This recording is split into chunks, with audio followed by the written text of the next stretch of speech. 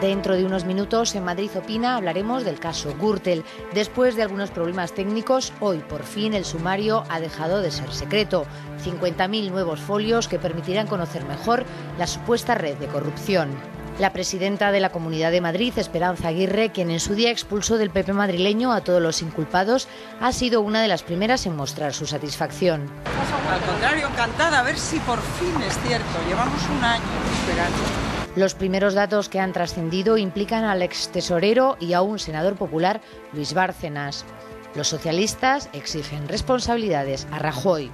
Por tanto, el señor Rajoy tiene una enorme oportunidad, no solo para decir que no va a consentir que haya ni una sola manzana podrida en su partido, sino para tomar medidas inmediatas. Porque las palabras se las lleva el viento, pero los ciudadanos lo que quieren de ver de una vez por todas son medidas contundentes de dirigentes de un partido que hasta ahora, una y otra vez, caso a caso, han mirado hacia otro lado.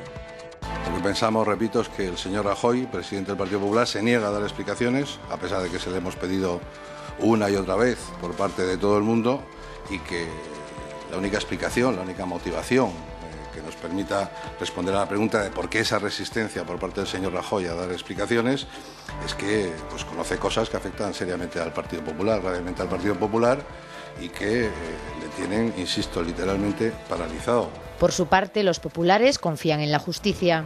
El Partido Popular quiere es que se sepa la verdad, que se garantice el derecho a la presunción de inocencia y el derecho a la defensa que tienen todos los españoles, también aquellos que alguna vez han militado en el Partido Popular, y que se persiga con toda la contundencia a aquellos que hayan actuado al margen de la ley. A nosotros nos preocupa la corrupción, cualquiera que sea el partido del que provenga.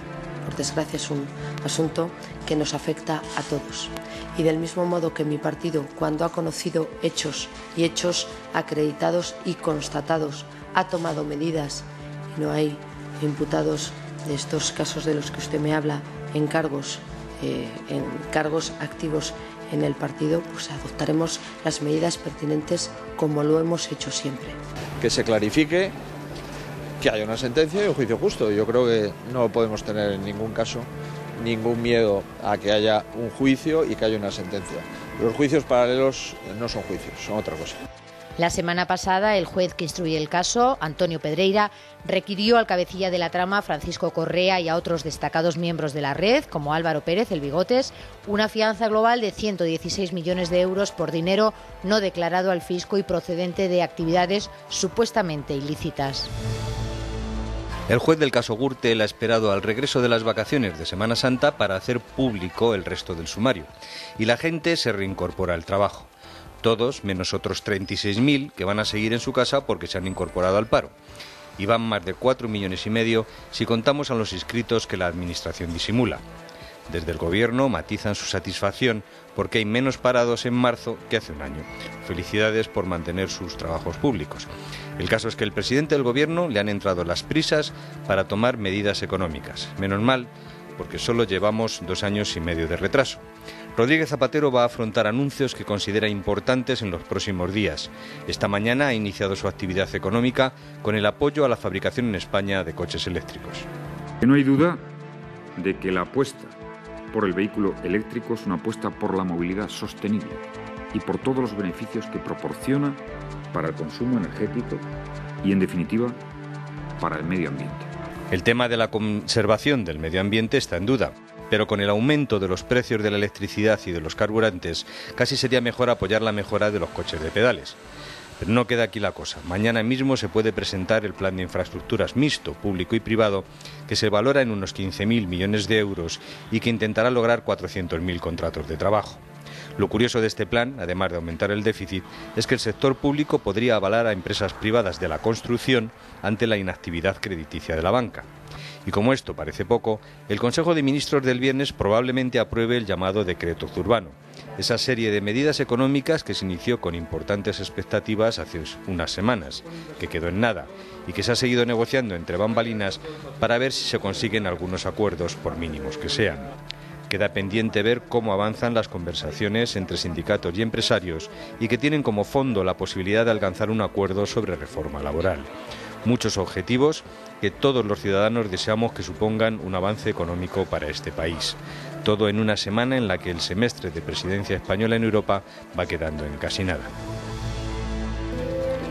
La política vasca ha estado marcada este fin de semana por la celebración del Día de la Patria, el famoso Aberri Eguna, que otrora fuera un día grande para la reivindicación unitaria y soberanista y que en los últimos años languidece por las enormes diferencias que existen alrededor del nacionalismo vasco, dividido, confuso y por primera vez en democracia sin un lehendakari que se haya inspirado en la doctrina de Sabino Arana.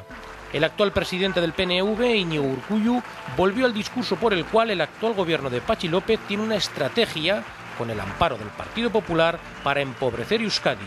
Poco creíble. Urkullu también habló de ETA. La última noticia de ETA es la muerte, una vez más, el asesinato de un gendarme francés. Esto es lo que sabemos de ETA. Y esto es lo que hace que no queramos saber nada con ETA. Por su parte, el mundo abertzale, esta vez bajo las siglas de Independentistak, celebraron el Aberri Eguna entre Irún y Hendaya. El dato más significativo y trascendental a nivel político fue la mezcla entre los militantes históricos del mundo de Batasuna y miembros de EA, la formación que ha girado estratégicamente hacia la izquierda radical. Sin embargo, ETA sigue a lo suyo. Pensar lo contrario suena a fantasía. El líder de Eusko Alkartasuna, Pello Urizar, esperaba más de la banda terrorista. Nosotros esperamos más, como Eusko Alkartasuna desde luego esperábamos más de un comunicado de eso, aunque igual la culpa es nuestra por esperar más. Lo que sí tenemos que dejar claro es que más allá de leer o escuchar lo que han dicho los mediadores internacionales sobre el proceso, hay que pedir a ETA que avance, que dé un paso más y no solo escuche, sino que haga caso, y el primer paso que lo dé es dejando las armas y ayudando a que el proceso sea real. Para socialistas y populares del País Vasco, la palabra que define la celebración de este Aberri Eguna es de rotundo fracaso. El discurso de hoy del señor Urkullu, el manifiesto del PNV con motivo de la Aberri Eguna, pone de manifiesto un partido que mira permanentemente atrás, un partido que no reconoce los resultados electorales, que pretende restar legitimidad al gobierno vasco, que no reconoce la legitimidad de la sociedad vasca para construir mayorías diferentes, alternativas a las que representa el PNV, por lo que es un partido que resta legitimidad a todo lo que no sea él mismo.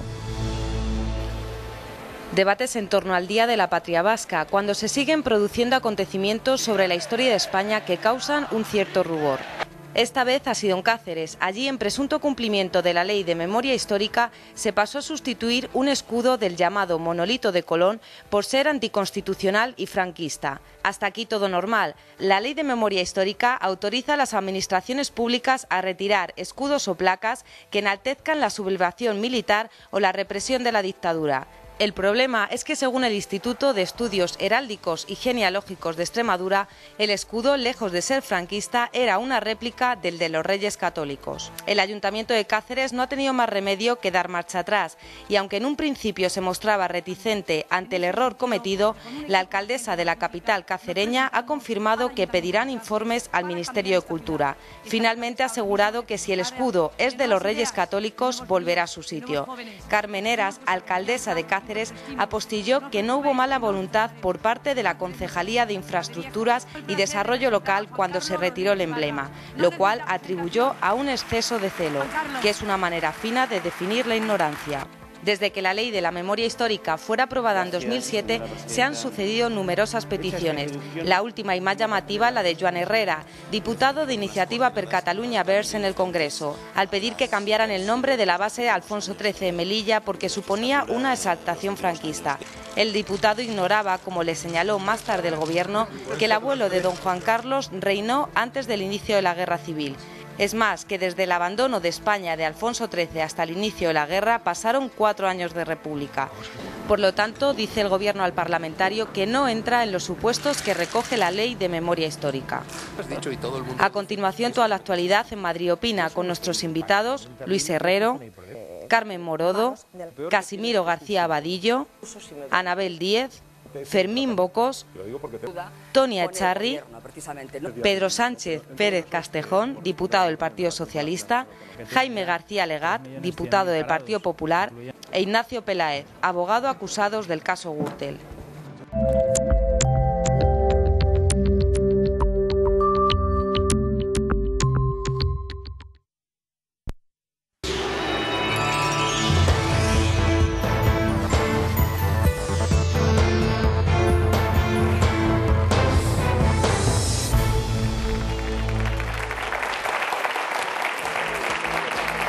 Hola, muy buenas noches. Hemos dejado ahí atrás la Semana Santa, pero vamos a recuperar viejos demonios de la actualidad de cara ya al último trimestre del curso político. Caso Gürtel como problema para el Partido Popular, crisis económica sin ninguna duda lastre para el Partido Socialista y para el Gobierno.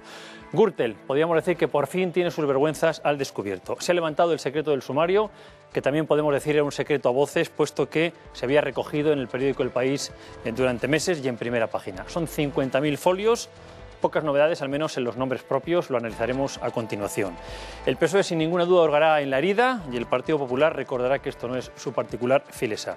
Pero en definitiva, munición política para compensar lo uno con lo otro, el caso Gürtel con la crisis económica. 36.000 parados más en la cuestión económica. Zapatero apuesta por el coche eléctrico, mientras se disparan las ventas de automóviles, probablemente porque va a subir el IVA en el mes de julio. El ahorro de los ciudadanos, conocíamos ayer que ha llegado al 19%, y el Gobierno tiene a punto ya nuevas medidas económicas para esta semana. ¿Eficaces? Pues eso se demostrará o no con el tiempo. Hay más cosas, nos las apunta ya Jaime Ugarte. Es el dato que más preocupa a todos, Gobierno, oposición y sobre todo a los ciudadanos. Hablamos del paro, que vuelve a subir por octavo mes consecutivo en casi 36.000 personas, dejando la cifra oficial en la friolera de 4.166.613 desempleados. El análisis de estos datos es distinto según quien lo haga. El incremento del paro en este mes de marzo, siendo un dato negativo, confirma que se está frenando el crecimiento del desempleo. Resulta irresponsable que con 1.000 parados más al día el Gobierno se sienta satisfecho. Conmoción, estupor, incredulidad y sobre todo tristeza generalizada es lo que ha causado la muerte de la niña Cristina Martín en Seseña, a manos de un adolescente de 14 años que ha confesado de forma fría que la dio una paliza y posteriormente la arrojó a un pozo. Hoy hemos sabido que casi 30.000 menores acabaron ante el juez el pasado año. Descorazonador y preocupante a la vez. No se trata de demonizar a nadie y menos a una religión, pero los servicios de inteligencia españoles han detectado unas 100 mezquitas en las que se enseña el odio a Occidente, la discriminación a la mujer y la justificación de la violencia en la línea del islamismo radical. Convendría no tomárselo a broma. Terminamos y ahora sí que nos lo tomamos a broma, que es la mejor manera de tomarse algunas de las informaciones que recogemos, como por ejemplo esa en la que se retiraba un escudo de los Reyes Católicos en Cáceres por franquista, lo mismo que se intentaba con el nombre del rey Alfonso XIII en una base militar, también por exaltación franquista. Hay que repasar un poco la historia, señores. Bien, son cuestiones que vamos a abordar esta noche. Les presentamos ya a nuestros invitados. Comenzamos por Luis Herrero, periodista, director de En Casa de Herrero en Es Radio. Muy buenas noches. Buenas noches, Ernesto. Carmen Morodo, periodista, adjunta a la dirección del periódico La Razón. Buenas noches, Carmen. Buenas noches. Casimiro García Vadillo, periodista, vicedirector del periódico El Mundo. Buenas noches. Muy buenas noches. Nos estamos sonriendo, creo, porque te has quedado con la gana de decir algo, Luis. Que te conozco, que te conozco. Partido, vuelvo atrás, a ver. No sé qué maleficio echar sobre Messi, pero es que no se me ocurre ninguno. Bueno, ¿qué han sufrido aquí, Luis, con el resultado del Barça, que ganó 4-1 al Arsenal y el domingo llega al Bernabéu, como todos saben, y por cierto lo podrán seguir el próximo sábado por la noche en Telemadrid en una programación especial. Sigo con las presentaciones. Anabel Díez, periodista, cronista parlamentaria del periódico El País. Anabel, buenas noches. Hola, buenas noches. Fermín Bocos, periodista, analista político. Buenas noches, Fermín. Hola, buenas noches. Yo me apunto al 4-1, pero el próximo sábado y aquí. ¿Madridista? No, digo, ya que estamos en Madrid. Bien, bueno. Tonia Echarri, periodista, columnista del Grupo de Centro. Buenas noches, Tonia. Buenas noches. También nos acompañan Pedro Sánchez Pérez Castejón, diputado del PSOE. Muy buenas noches. Buenas noches. Ignacio Peláez, abogado defensor en el caso Gürtel, juez y fiscal en excedencia, último destino como fiscal en la Audiencia Nacional. y por cierto ha sido quien presentó la querella contra Garzón por las grabaciones de las comunicaciones entre abogados e imputados, admitida a trámite en el Supremo. Buenas noches y bienvenidos.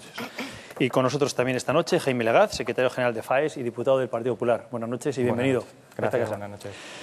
Bien, queremos antes de nada desde aquí dar nuestro pésame a la familia Luca de Tena, de Guillermo Luca de Tena, hijo y nieto de periodistas, presidente de honor de ABC, que fallecía hoy en Madrid, y especialmente un abrazo, un beso a Catalina Luca de Tena, nuestra compañera y amiga. Bien, les invitamos a participar en nuestro programa, correo electrónico, ya lo saben, madridopina@telemadrid.es, madridopina@telemadrid.es, cualquier cosa que les sugiera el programa, los comentarios de nuestros invitados, por favor, pueden participar. Y en nuestra página web, www.madridopina.tv, pueden seguir en directo el programa y votar la cuestión que les planteamos esta noche. ¿Educamos mal a nuestros hijos? Podríamos añadir si les enseñamos respeto, tolerancia, en fin, valores como trasfondo de la pregunta, pero la dejamos enunciada simplemente en si educamos mal a nuestros hijos. Pueden contestarla, ya saben, en nuestra página web o a través del teléfono, mensajes o llamadas telefónicas. Es el planteamiento general del programa y en 90 segundos abrimos ya nuestro debate de hoy.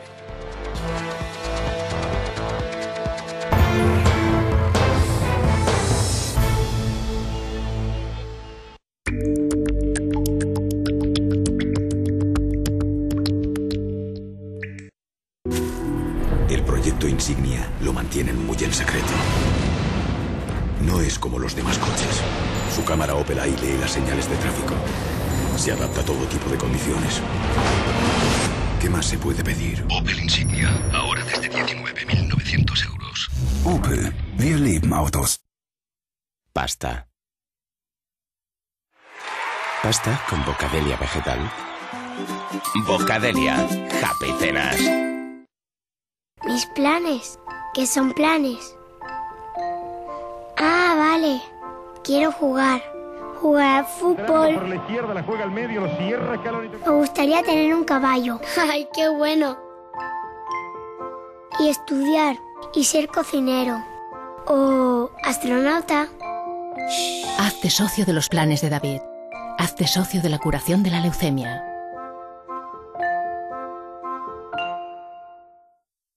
¿Es griego de Danone el mejor del mundo? En plenas fiestas de Mykonos propusimos una cata de yogures griegos hechos en España. Y en cuanto saborearon el griego de Danone, los propios creadores de la receta lo eligieron como el mejor. Griego de Danone, el mejor. Sabor genuino, textura sedosa. Yogur griego de Danone, para muchos el mejor del mundo. Ahora comprando 4 botellas de aceite Carbonell, el litro sale a 2,81 euros. Y en más de 1000 artículos, la segunda unidad a mitad de precio. Hipercor, precio hiper mejor.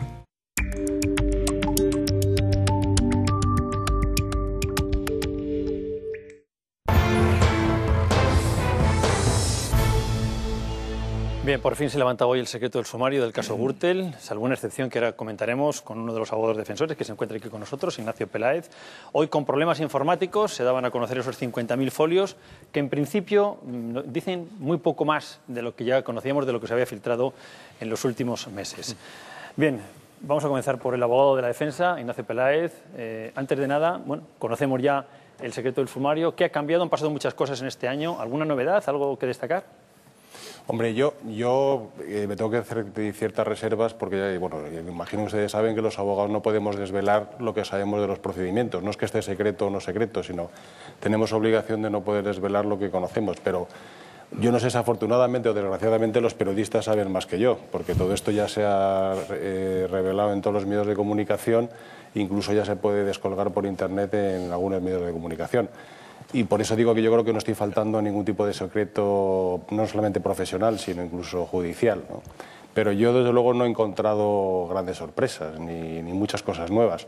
Lo que sí que me parece sorprendente, de lo que no se ha levantado el secreto, que me sigue pareciendo sorprendente, es de esa pieza separada, que ya existía con anterioridad cuando la instrucción la llevaba el señor Garzón, que es la pieza separada que se denomina intervención de las comunicaciones entre abogados y clientes. Entonces, curiosamente, aunque la Sala de lo Civil y de lo Penal del Tribunal Superior de Justicia de Madrid ha declarado ilegal esa intervención de las comunicaciones, el actual instructor, el señor Pedreira, mantiene en secreto esa pieza, curiosamente.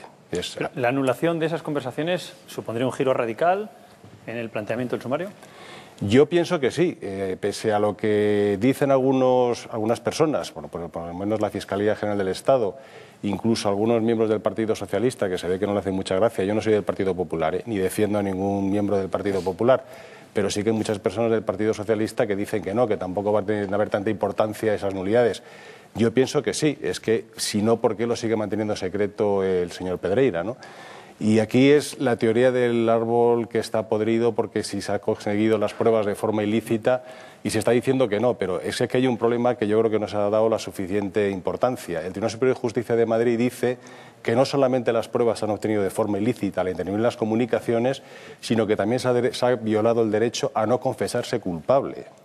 Entonces, cuando el señor Correa y el señor Crespo hablan con sus abogados y se han intervenido esas comunicaciones de forma ilícita, como ha dicho el Supremo, al admitir mi querella y como ha dicho también el Tribunal Superior de Justicia de Madrid, no solamente se ha violado el secreto a las comunicaciones, sino también el derecho fundamental a no confesarse culpable y a no declarar contra sí mismo. Y por tanto el señor Correa y el señor Crespo hicieron una serie de declaraciones o de confesiones a sus abogados que estaban desvelando una serie de datos que eran fundamentales para la investigación y que por tanto creo que son también ilegales. Es decir, el famoso PDF o pendrive donde viene la contabilidad del tema Gürtel. Pues yo estoy convencido de que en unas declaraciones que hizo el señor Correa y el señor Crespo sobre el contenido de esa información se puede considerar ilegal, porque si no se hubiera obtenido esas confesiones en la prisión del señor Correa y del señor Crespo, a lo mejor no se pudieron descifrar todos esos datos que aparecían allí. Una mediación a lo que ha dicho, se refería a Garzón. Recuerdo, para los que se han incorporado tarde, que usted denunció a Garzón y que fue admitida a trámite esa querella por precisamente ordenar la grabación de las comunicaciones entre imputados y abogados. Casimiro, podéis preguntar y podemos hablar ya, podemos iniciar el debate con preguntas o simplemente con comentarios. Yo creo que hay que distinguir dos cosas.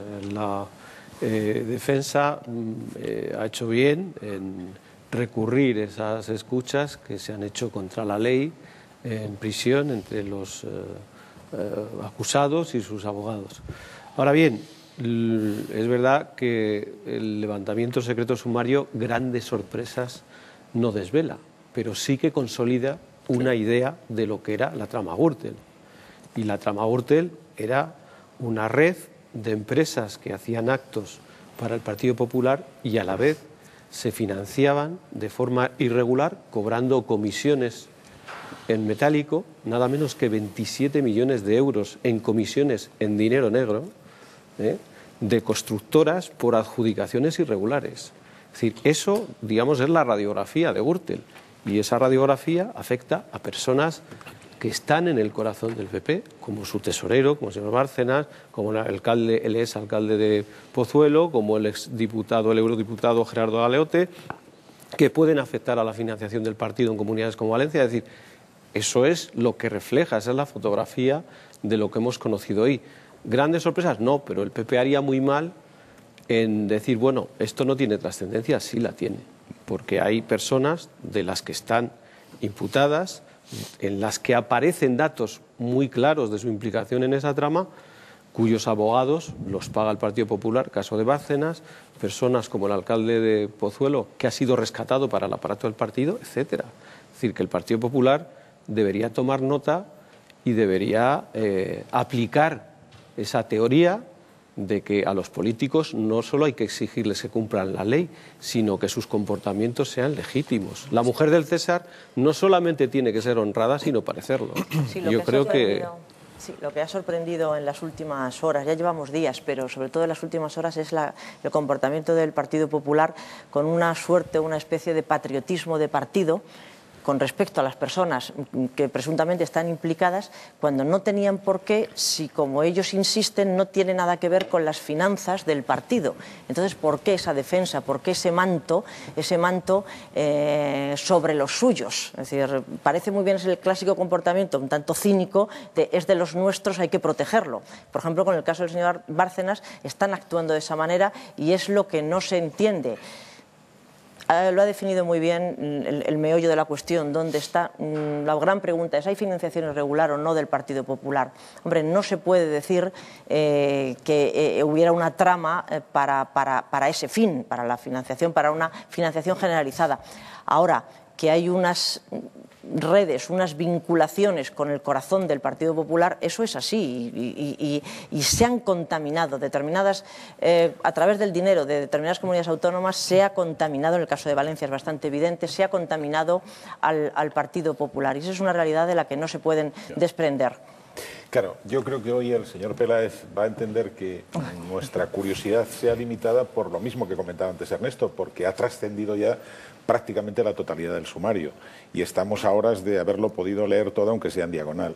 Ahora bien, este es un asunto en el que yo creo que hay que hacer una consideración previa, es que la corrupción pudre la democracia y los partidos políticos, el PP, el PSOE, que tuvo antaño problemas de naturaleza similar, que fueron juzgados y sentenciados, deberían ser los partidos políticos los primeros en tomar la iniciativa cuando los indicios tienen tal estatura que desbordan las simples sospechas.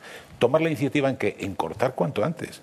Y lo que hemos visto hoy, en lo que decía Anabel, no ha sido precisamente eso. Y la conclusión a la que uno puede llegar cuando el presidente de un partido, en este caso el Partido Popular, tiene a un senador que está imputado, a un eurodiputado que está imputado, a varios alcaldes, que tiene a 3 diputados regionales, lo mínimo que podía hacer es tomar la iniciativa de decir, oiga, corto por lo sano, como ha hecho en el caso de Jaume Matas, y me imagino yo que el señor Matas estará diciendo, bueno, no lo ha hecho él, en realidad ha sido el señor Matas el que ha tomado la iniciativa de dimitir o de alejarse del Partido Popular. Estará diciendo, oiga, ¿y por qué al señor Bárcenas le mantienen en Génova 13, en la sede del PP, y a mí me dicen que Puente de Plata? Entonces, y concluyo con esto, creo que el señor Rajoy todavía está a tiempo de tomar la iniciativa, de comparecer ante la opinión pública, decir lo que tenga que decir, porque si no la sospecha es despejar esta pregunta. ¿Qué teme el señor Rajoy que pueda conocer el señor Bárcenas para precisamente mantener este silencio? Porque hoy la señora Sáenz de Santamaría se ha ganado el sueldo, porque ha dado la cara, pero en realidad no es la número 1 del partido, es la número 3. Luis.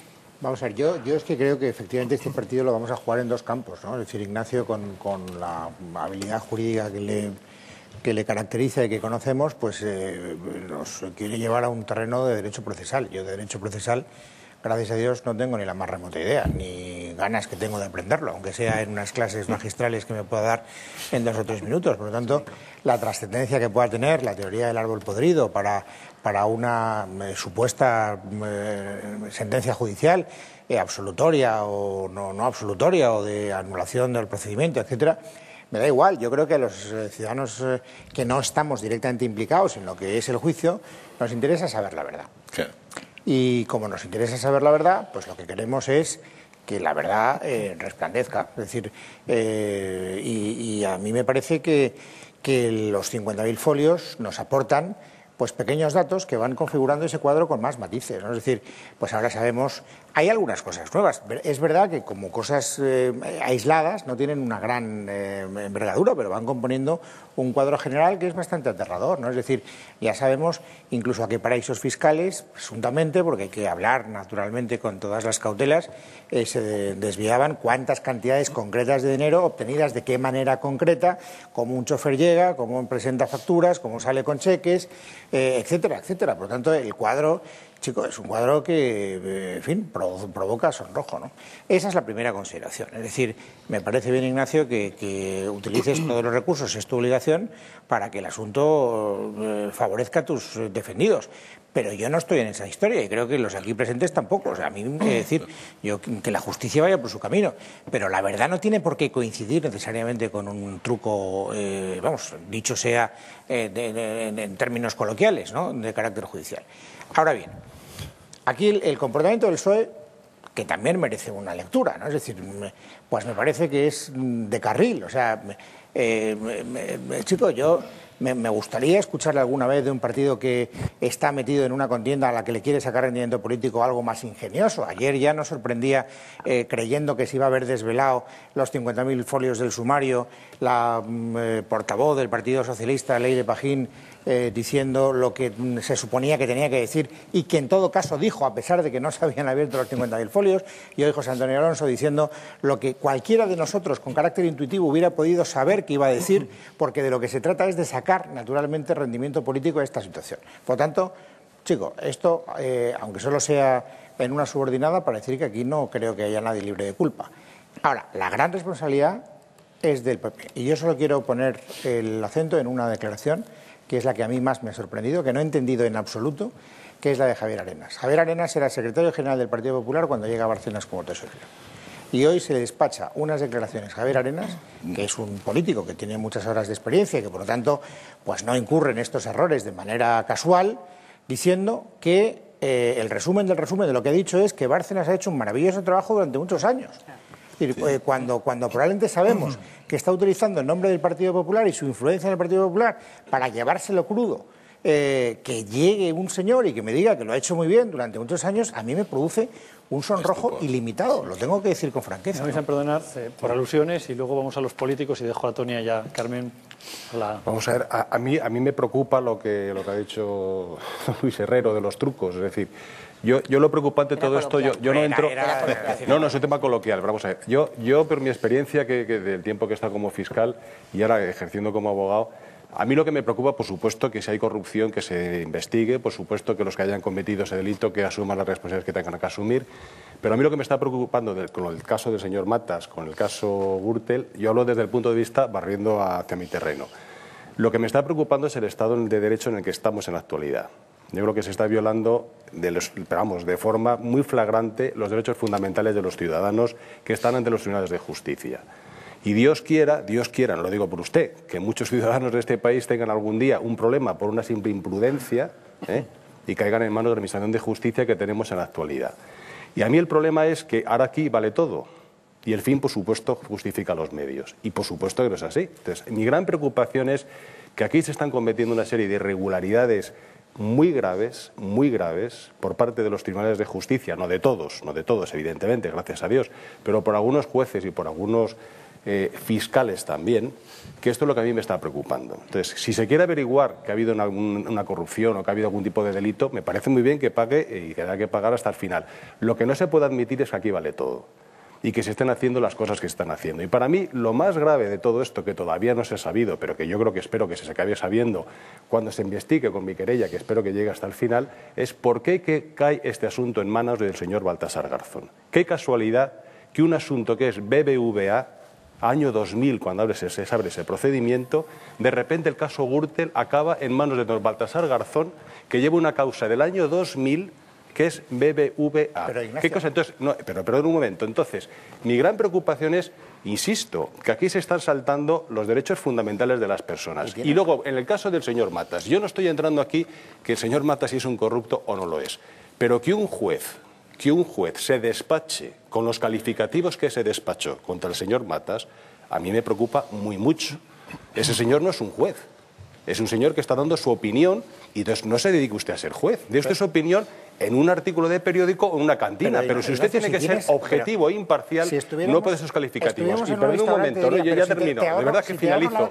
Ya finalizo. Yo doy la razón de antemano, pero hoy no es el día para eso. Hoy no es el día para hablar de eso. Por supuesto que es el día, porque yo sigo diciendo que yo no estoy de acuerdo con lo que está pasando con el caso Gürtel. Insisto que no estoy de acuerdo. Es que no me parece correcto lo que está sucediendo. Y vuelvo a insistir que aquí hay otra cosa muy importante. Lo que yo no puedo admitir es que la propia Fiscalía, cuando yo pongo una querella contra el señor Garzón, yo, no mi cliente, yo, como ciudadano español, porque se vulneran mis derechos fundamentales, la propia Fiscalía y el señor Garzón, oponiéndose a mi querella, dicen que he actuado de mala fe y en fraude de ley. Que yo soy miembro de la red Gürtel, que soy un corrupto dentro de la red Gürtel y que lo que estoy buscando es la nulidad de las actuaciones y que por eso pongo una querella. Digo, mire, oye, perdón usted, a mí se me ha vulnerado mi derecho fundamental y lo que yo estoy pidiendo es que me amparen los tribunales de justicia porque yo creo que vivo en un estado de derecho, en un estado policial. Entonces, lo que yo quiero dejar muy claro es que si al final el tema Gürtel queda en nada, como consecuencia de las nulidades judiciales que se pueden dar, aquí hay un solo responsable, que es el señor Garzón. Entonces, ¿cuándo se le van a exigir responsabilidades a unos señores que no llevan? Pero yo ya finalizo. Entonces, lo que yo no voy a aceptar es que se esté diciendo que los abogados estamos utilizando trucos, triquiñuelas para conseguir la nulidad. No, el que ha conseguido la nulidad es el señor Garzón gracias a la instrucción que ha llevado. Entonces, en 15 segundos te doy la réplica. ¿De acuerdo en todo lo que has dicho? Vale, porque quiero que hable. Faltan 4 minutos por hablar. Es decir, tuyo es el baúl, lo que te dé la gana. Tendrás razón desde el punto de vista de la defensa de esos derechos, pero no te olvides del derecho de todos los ciudadanos, incluido tú, te guste o no te guste, a saber la verdad de lo que ha ocurrido. Pero aquí no vale y por lo todo. tanto, no, claro que no vale todo. Naturalmente ya he partido de esa premisa. Estamos en un Estado de Derecho, pero no vale. De investigar, ¿eh? Por supuesto que y se las investigue. recomendaciones que tú estás haciendo al Estado de Derecho y al funcionamiento de la justicia me parecen, la verdad es que bastante preocupantes. Bastante preocupantes. Porque además yo creo que aquí, siguiendo un poco la misma terminología que don Luis, aquí, en fin, quien ha vulnerado y ha, digamos, atacado el Estado de Derecho, me imagino que serán aquellos que se lo han llevado crudo. Y por tanto la obligación tanto de la policía como la fiscalía y la justicia en general será el investigar esos casos y que se sepa la verdad y que asuman las responsabilidades penales y luego las políticas. Pero yo sí que querría hablar, Ernesto, de las políticas, porque yo creo que la trama de corrupción de Gürtel es tan masiva que yo creo que entremezcla, por un lado, financiación irregular de distintos territorios del Partido Popular con el enriquecimiento o supuesto enriquecimiento ilícito de determinadas personas que están ahora mismo en las cúpulas del Partido Popular, ya sea a nivel general o a nivel territorial. Y recogiendo un poco el guante de Fermín, a mí me parece efectivamente que los casos de corrupción se pueden dar en todos los partidos políticos y que a los partidos políticos se les va a medir por la contundencia y la rapidez en la respuesta a esos casos de corrupción. Y a mí me parece que la respuesta que está dando el Partido Popular y en concreto Mariano Rajoy a este caso de corrupción no es ejemplar. Es decir, y con esto termino, Fermín, el que el Partido Popular esté pagando al abogado del señor Bárcenas, tesorero del Partido Popular, a mí me parece impresentable. El que siga teniendo despacho en la sede de Génova del Partido Popular me parece impresentable. El que siga perteneciendo al grupo parlamentario del Partido Popular en el Senado me parece impresentable. Y por tanto, lo que tiene que hacer el señor Rajoy es responder a estas preguntas que tú hacías. ¿Qué le debe el señor Rajoy y el Partido Popular al señor Bárcenas? ¿Qué teme el Partido Popular de la información que pueda tener el señor Bárcenas? Y debe de responderlo. Y debe también de aclarar y decidir contundentemente en relación con estos aspectos, porque si no, pues hombre, a lo mejor vamos a empezar a pensar que el problema del señor Rajoy no es la incapacidad para responder ante estas cuestiones, y ya con esto termino, Fermín, sino otras cuestiones. Vamos a ver, yo que ya tengo una cierta edad, y es la única ventaja que puedo tener en este debate respecto de quienes tenéis menos edad que quien habla ahora, recuerdo un comportamiento casi simétrico en la época de Filesa y Malesa, en términos políticos, ojo, en términos políticos... No se puso en cuestión el Estado de Derecho, como se ha puesto en cuestión por parte del Partido Popular desde el minuto uno que saltó. Estoy diciendo respecto de mi primera intervención. La corrupción pudre la democracia, primera obligación de los partidos políticos... Permítame un segundín. La corrupción, primera obligación de los partidos políticos... Aquí se ha puesto en cuestión el trabajo de los cuatro a la vez. Ahora quiero que hable Jaime Legaz, que no habla de los jueces. Primera obligación, a mi juicio, de los partidos políticos, que en definitiva son estructuras fundamentales, pilares de la democracia, es tomar la iniciativa e incluso preceder la justicia en la depuración de comportamientos presuntamente delictivos. Eso no lo ha hecho nadie. Entonces, por eso digo que es verdad, en este momento el Partido Popular está mirando hacia otra parte, pero por desgracia no tenemos ejemplos en el pasado, que yo recuerde por lo menos, de un grupo político que haya tomado la iniciativa para atajar la corrupción. Estabais dando datos por favor, y luego Jaime Legaz, que no ha hablado. Carmen, estabas hablando en voz, se oía cosas, pero no... Sí, que yo creo que aquí en clave, es decir, los dos partidos ninguno puede dar lecciones. No se puede decir, aquí la estrategia es y tú más, pero no y tú más, darlas. Yo no creo que el Partido Socialista pueda dar tampoco lecciones en materia de corrupción si nos remontamos a la etapa de Felipe González y cuál es el comportamiento cuando entraron en la cárcel Barrio Nuevo y compañía, por ejemplo, solo por señalar eso, es decir, que aquí el y tú más es lo que funcionan entre vosotros, es la manera de salir del paso, pero creo que ninguno de los partidos... Por lo que dice Carmen, pero, que tiene razón. Ninguno de los partidos puede dar lecciones. He dicho que se estaba y el problema, tratando, como si fuera uno de los nuestros, porque me recordaba también el caso de Guadalajara. Lo que he dicho de patriotismo de partido es que, a propósito de lo que dice Carmen, lo que pasó con el Partido Socialista acompañando a estos señores a la cárcel, pues me sorprende que el Partido Popular esté actuando así con el señor Bárcenas, porque me recuerda a ese caso.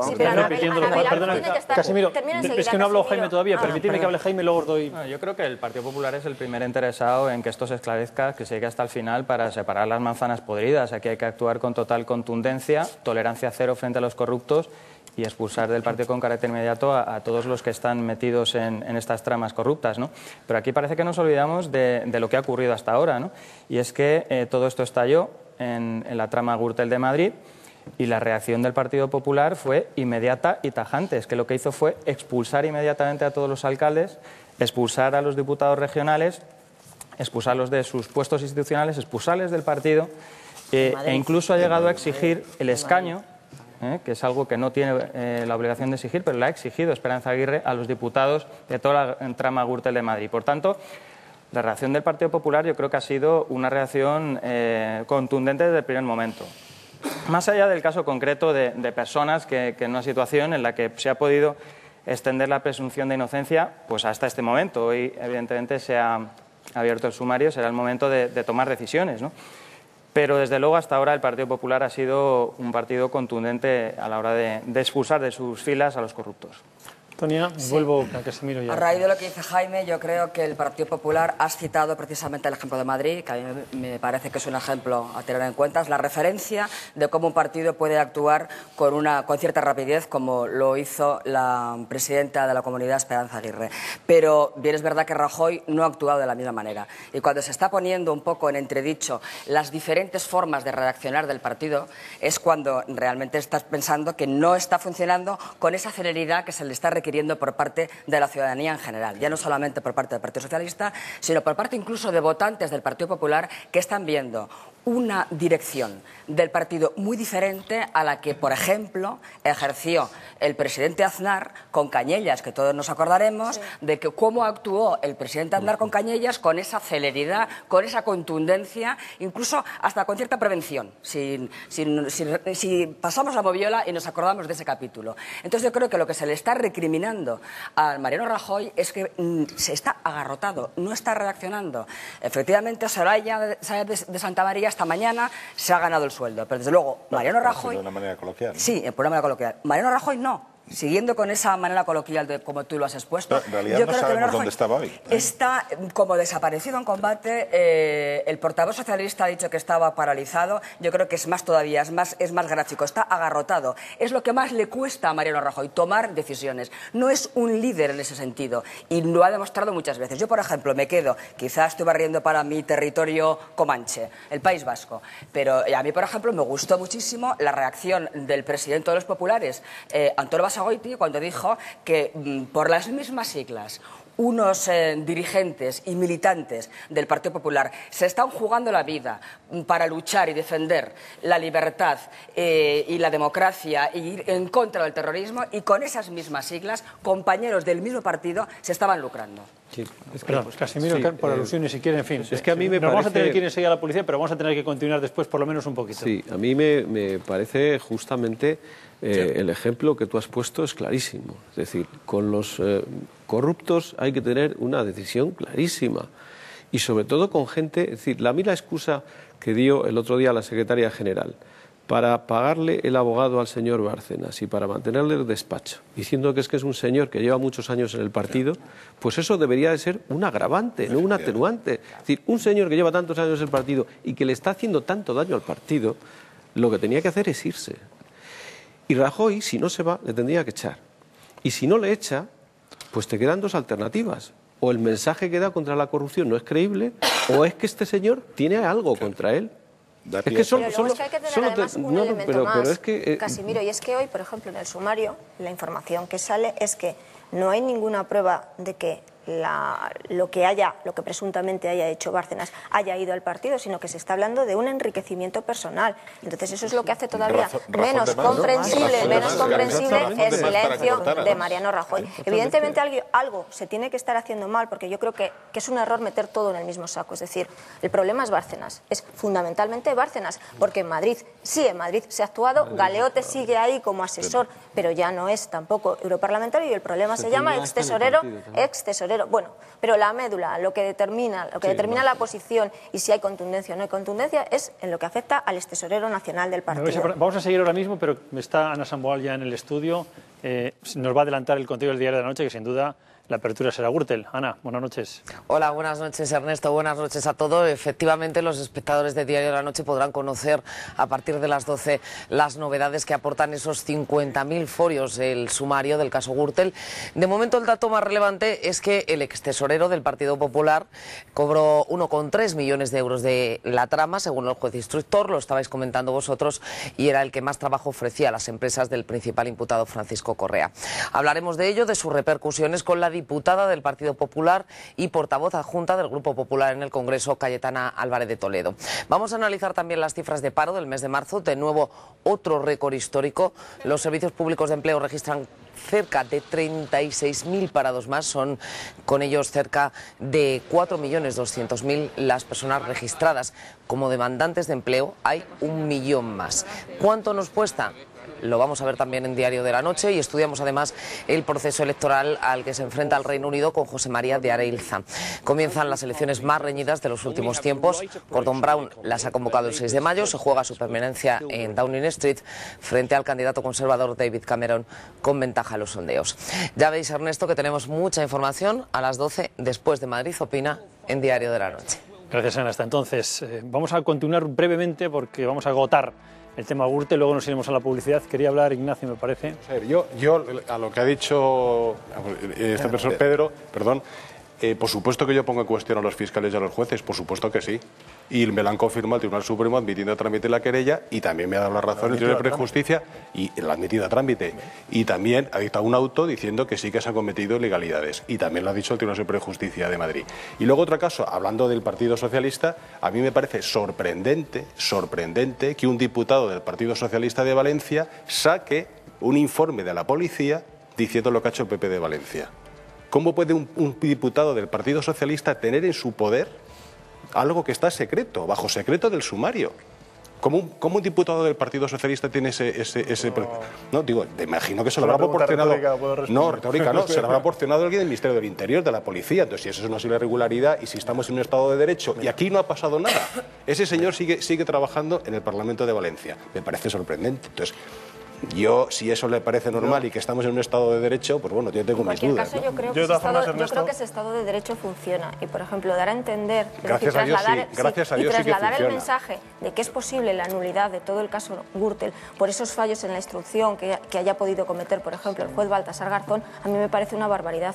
Yo creo que, y eso te lo ha dicho el juez Garzón, lo ha dicho la propia Fiscalía Anticorrupción, existen esas pruebas que son fundamentales, que es en el pendrive. Esto no es el Naseiro, las pruebas fundamentales no son esas escuchas y yo creo que conviene ante la opinión pública dejar claro el mensaje de que bien se puede anular una parte, pero que el caso Gürtel habrá una sentencia y los responsables y los que se lo han llevado crudo, como tú decías, van a tener que pagar, por ello. Yo creo que eso es fundamental. Se ralentizará el proceso, pero no digamos que esto se terminó y que se puede terminar, que se puede quedar en nada. Se han malinterpretado mis palabras. Yo no he dicho eso. Yo lo que he dicho es que a mí lo que se me ha dicho y de lo que se me ha acusado es que yo, por pedir amparo ante la violación de mis derechos fundamentales, como es el secreto de las comunicaciones... No, usted está en su derecho de eso. Pues a mí lo que se me ha dicho es que yo pretendía conseguir la nulidad del procedimiento. Digo, no, perdone, yo pido amparo porque se ha violado mis derechos fundamentales. Y lo que yo quiero decir es que si se consigue la nulidad no es por culpa mía, es por culpa del instructor del procedimiento. Porque si él ha cometido una serie de ilegalidades, el culpable es él, no soy yo. Tiene que ser consciente de que la nulidad como tal es... Pero no mío. Vamos cerrando, Pedro, por favor, Jaime. Vamos a la policía, que vamos muy tarde ya. Dos cosas. Yo creo que el Estado de Derecho funciona porque va a permitir, y ha permitido en otros casos, el que personas que han robado o que han cometido supuestos actos delictivos pues han acabado en la cárcel o cumpliendo una pena. Y en segundo lugar, yo siento discrepar. Yo creo que la Comunidad de Madrid, desde luego, no se ha actuado con la debida contundencia.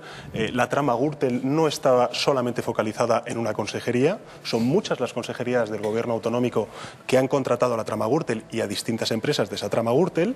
Y en segundo lugar, hombre, hay una fundación, Fundescam, fundación absolutamente fantasma, cuya única actividad ha sido financiar de manera irregular campañas electorales de Esperanza Aguirre, de la presidenta de la Comunidad de Madrid, con lo cual, y es una fundación, por cierto, vinculada también a la trama Gürtel, con lo cual yo siento discrepar, por contundencia, déjame terminar, si luego hablas tú, si luego hablas tú. No, pero yo creo que es importante no manipular, porque realmente ni una sola de las manzanas podridas, ni una sola de las manzanas podridas en lo que afecta a Madrid, yo lo que estoy diciendo es que están en sus cargos políticos y ni siquiera en el Grupo Popular. Termina Pedro. Claro, es que si no, no puedo terminar el argumento. Por favor. No puedo terminar el argumento. Cuando estamos hablando de 3 diputados imputados, cuando estamos hablando de 3 alcaldes imputados, me imagino que a esas personas les habrá elegido alguien como cabeza de listas del Partido Popular en aquella aquellas localidades. Y en segundo lugar lo que digo es que hay una fundación que se llama Fundescam que ha financiado de manera irregular las campañas electorales de Esperanza Aguirre en el año 2003 y en el año 2004, y es una fundación vinculada a la trama Gürtel. Y yo lo que le preciso es que así, con lo cual, los responsables de esas adjudicaciones, por ejemplo, y de esas irregularidades o supuestas irregularidades, no están ahora mismo en el partido. Carmen, perdona, yo solamente un matiz desde el punto de vista de observador, que nadie puede garantizar cuando nombra a alguien que es una perfecta, ni Roldán, ni el Gürtel, ni ningún lado. Por supuesto, Ernesto, pero habrá que asumir responsabilidades políticas por eso. Porque nosotros estamos diciendo que Bárcenas, y con esto termino, Casimiro, es una persona que, en fin, penden sobre sus hombros acusaciones muy graves. Y quien ha nombrado a Bárcenas ha sido precisamente Mariano Rajoy en el último congreso de Valencia como tesorero. Pues igual se puede decir de Esperanza Aguirre y los cabezas de lista que puso en Pozuelo, no si los hubiera mantenido, etcétera, etcétera, no, etcétera. No, vamos a ver, la pregunta es, si los hubiera mantenido, sí.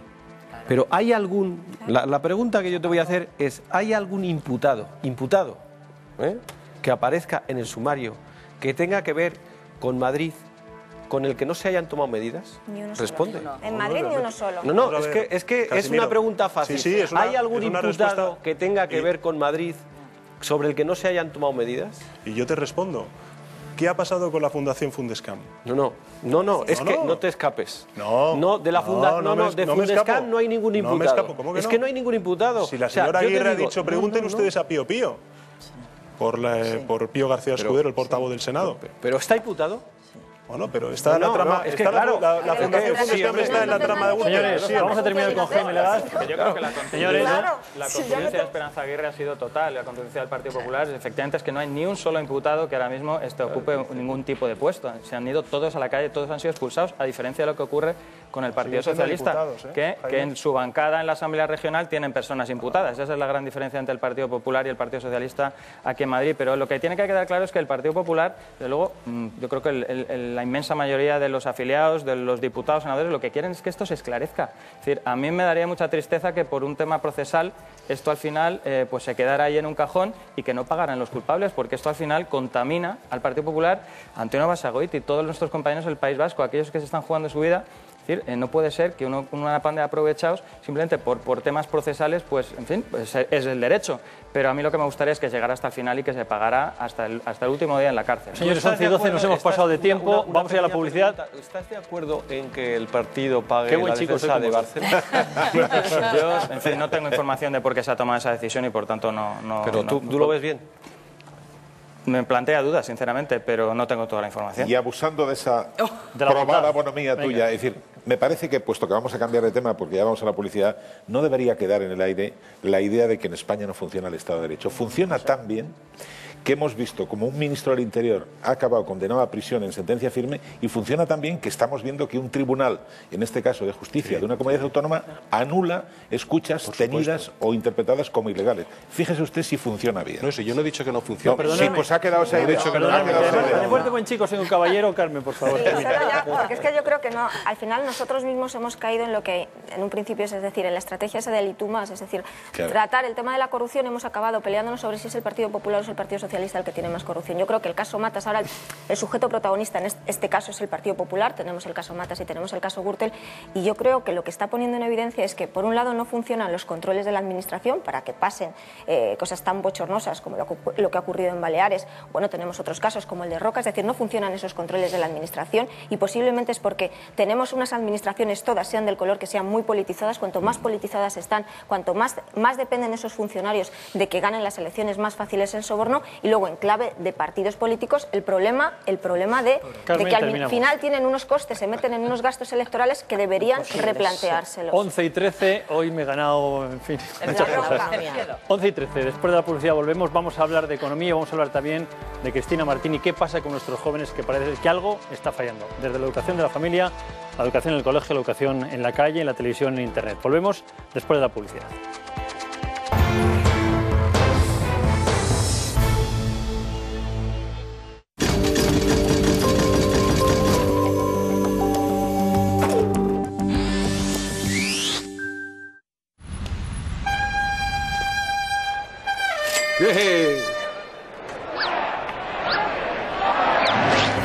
¡Que no te claven! En Aurgi tu factura sin sorpresas. Fíjate en la medida de este neumático Dunlop y llévate la segunda unidad por 50 €, todo incluido.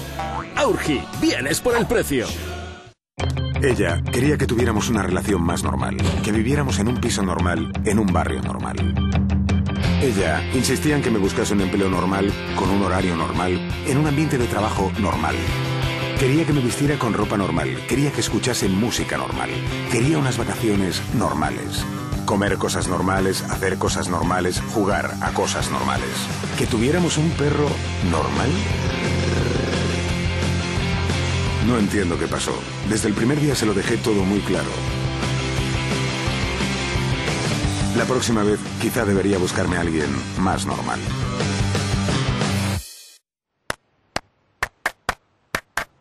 Madrid.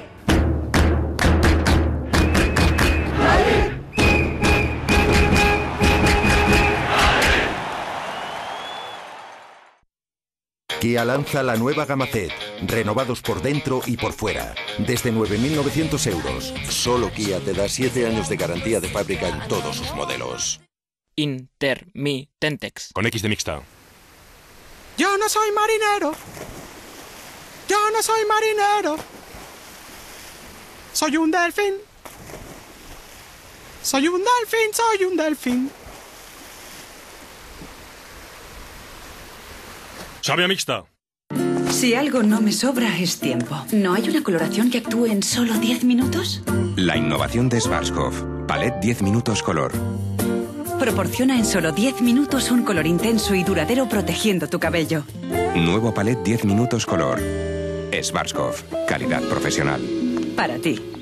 Tenía un poco de colesterol, pero como mucha gente, lo fui dejando. Pensaba que con algo de dieta sería suficiente. Aprendí que un poco podía ser demasiado. El exceso de colesterol puede acumularse progresivamente en tus arterias. Danacol reduce la absorción de colesterol ayudando a expulsarlo. Danacol reduce el colesterol. El colesterol no avisa.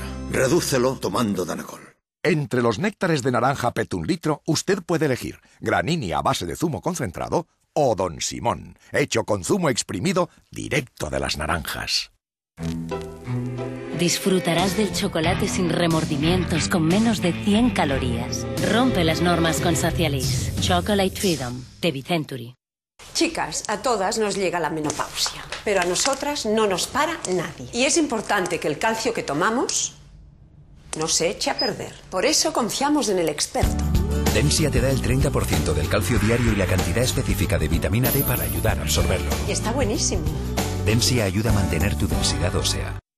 Alguien se ha tomado mi caldo gallina blanca. ¿Cenamos fuera? Uy, no, que es muy caro. Preparo más sopa con caldo gallina blanca y listo.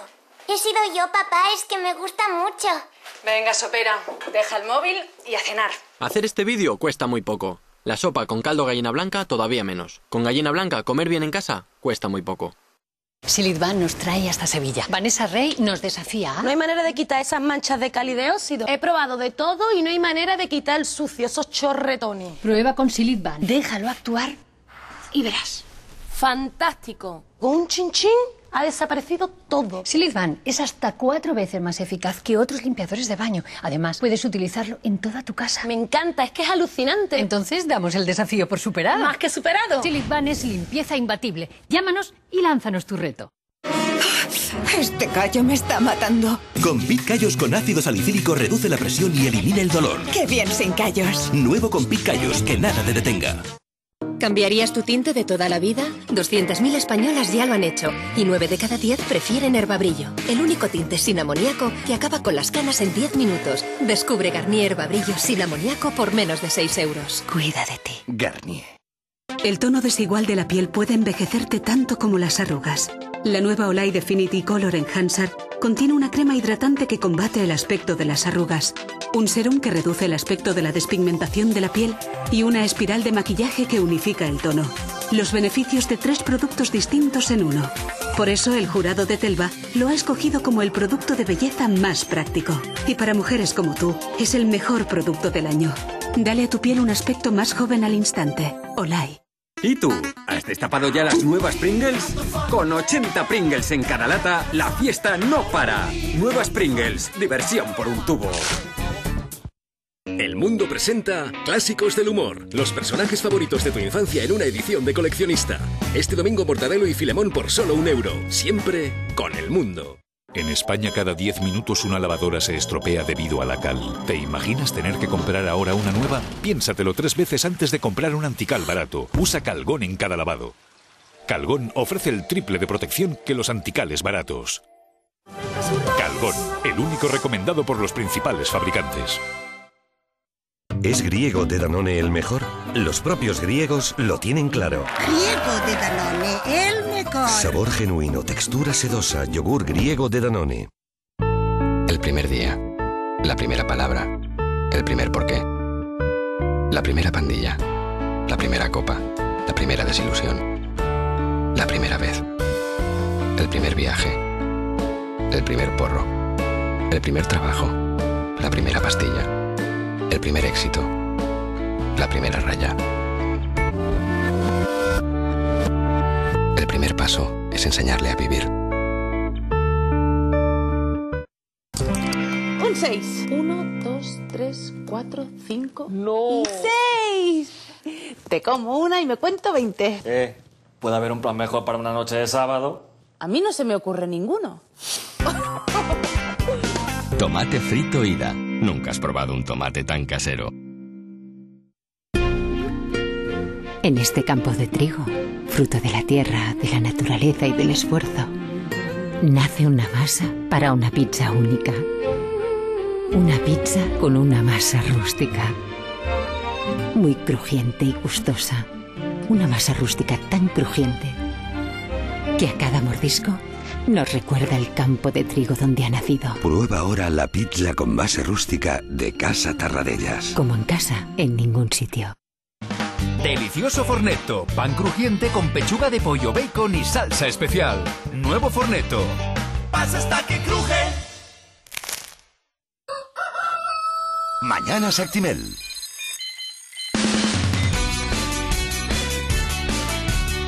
Salí de casa con la sonrisa puesta. Hoy me he levantado contento de verdad.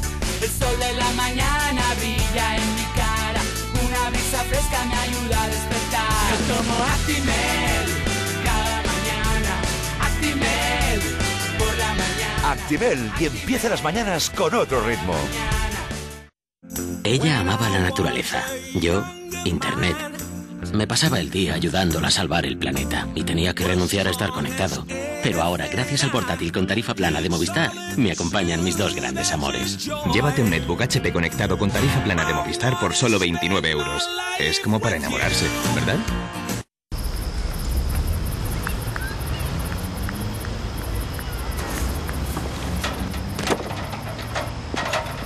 Ahora en Ford te regalamos el IVA en toda la gama. Solo hasta el 28 de abril. Van a durar muy poco. Ven a tu concesionario Duty Free.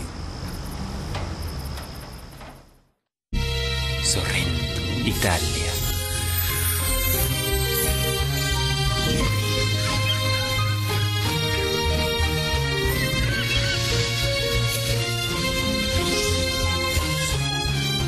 Crema di limoncello Villamasa. Piacere a flor de piel.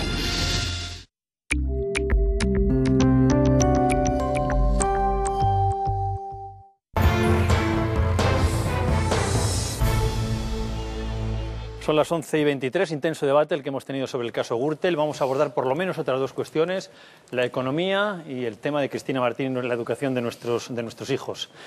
Bien, las encuestas, la última de La Razón de este fin de semana decía que el PP tendría una intención de voto del 43,6%, el PSOE del 37,6%. 6 puntos que no dan en cualquier caso el PP la mayoría absoluta, pero que indican que la economía es un factor determinante de cara a los procesos electorales que se avecinan. Yo creo que he leído este fin de semana a Casimiro decir que con un 20% de paro no se pueden ganar unas elecciones. Bien, a día de hoy 36.000 parados más en marzo, ahorro del 19% de la renta disponible, los coches han disparado las ventas, 124.756 unidades, el 63% más que el marzo del año pasado, probablemente por el IVA y por la ayuda al automóvil, y el coche eléctrico, que es la última y gran apuesta de Zapatero.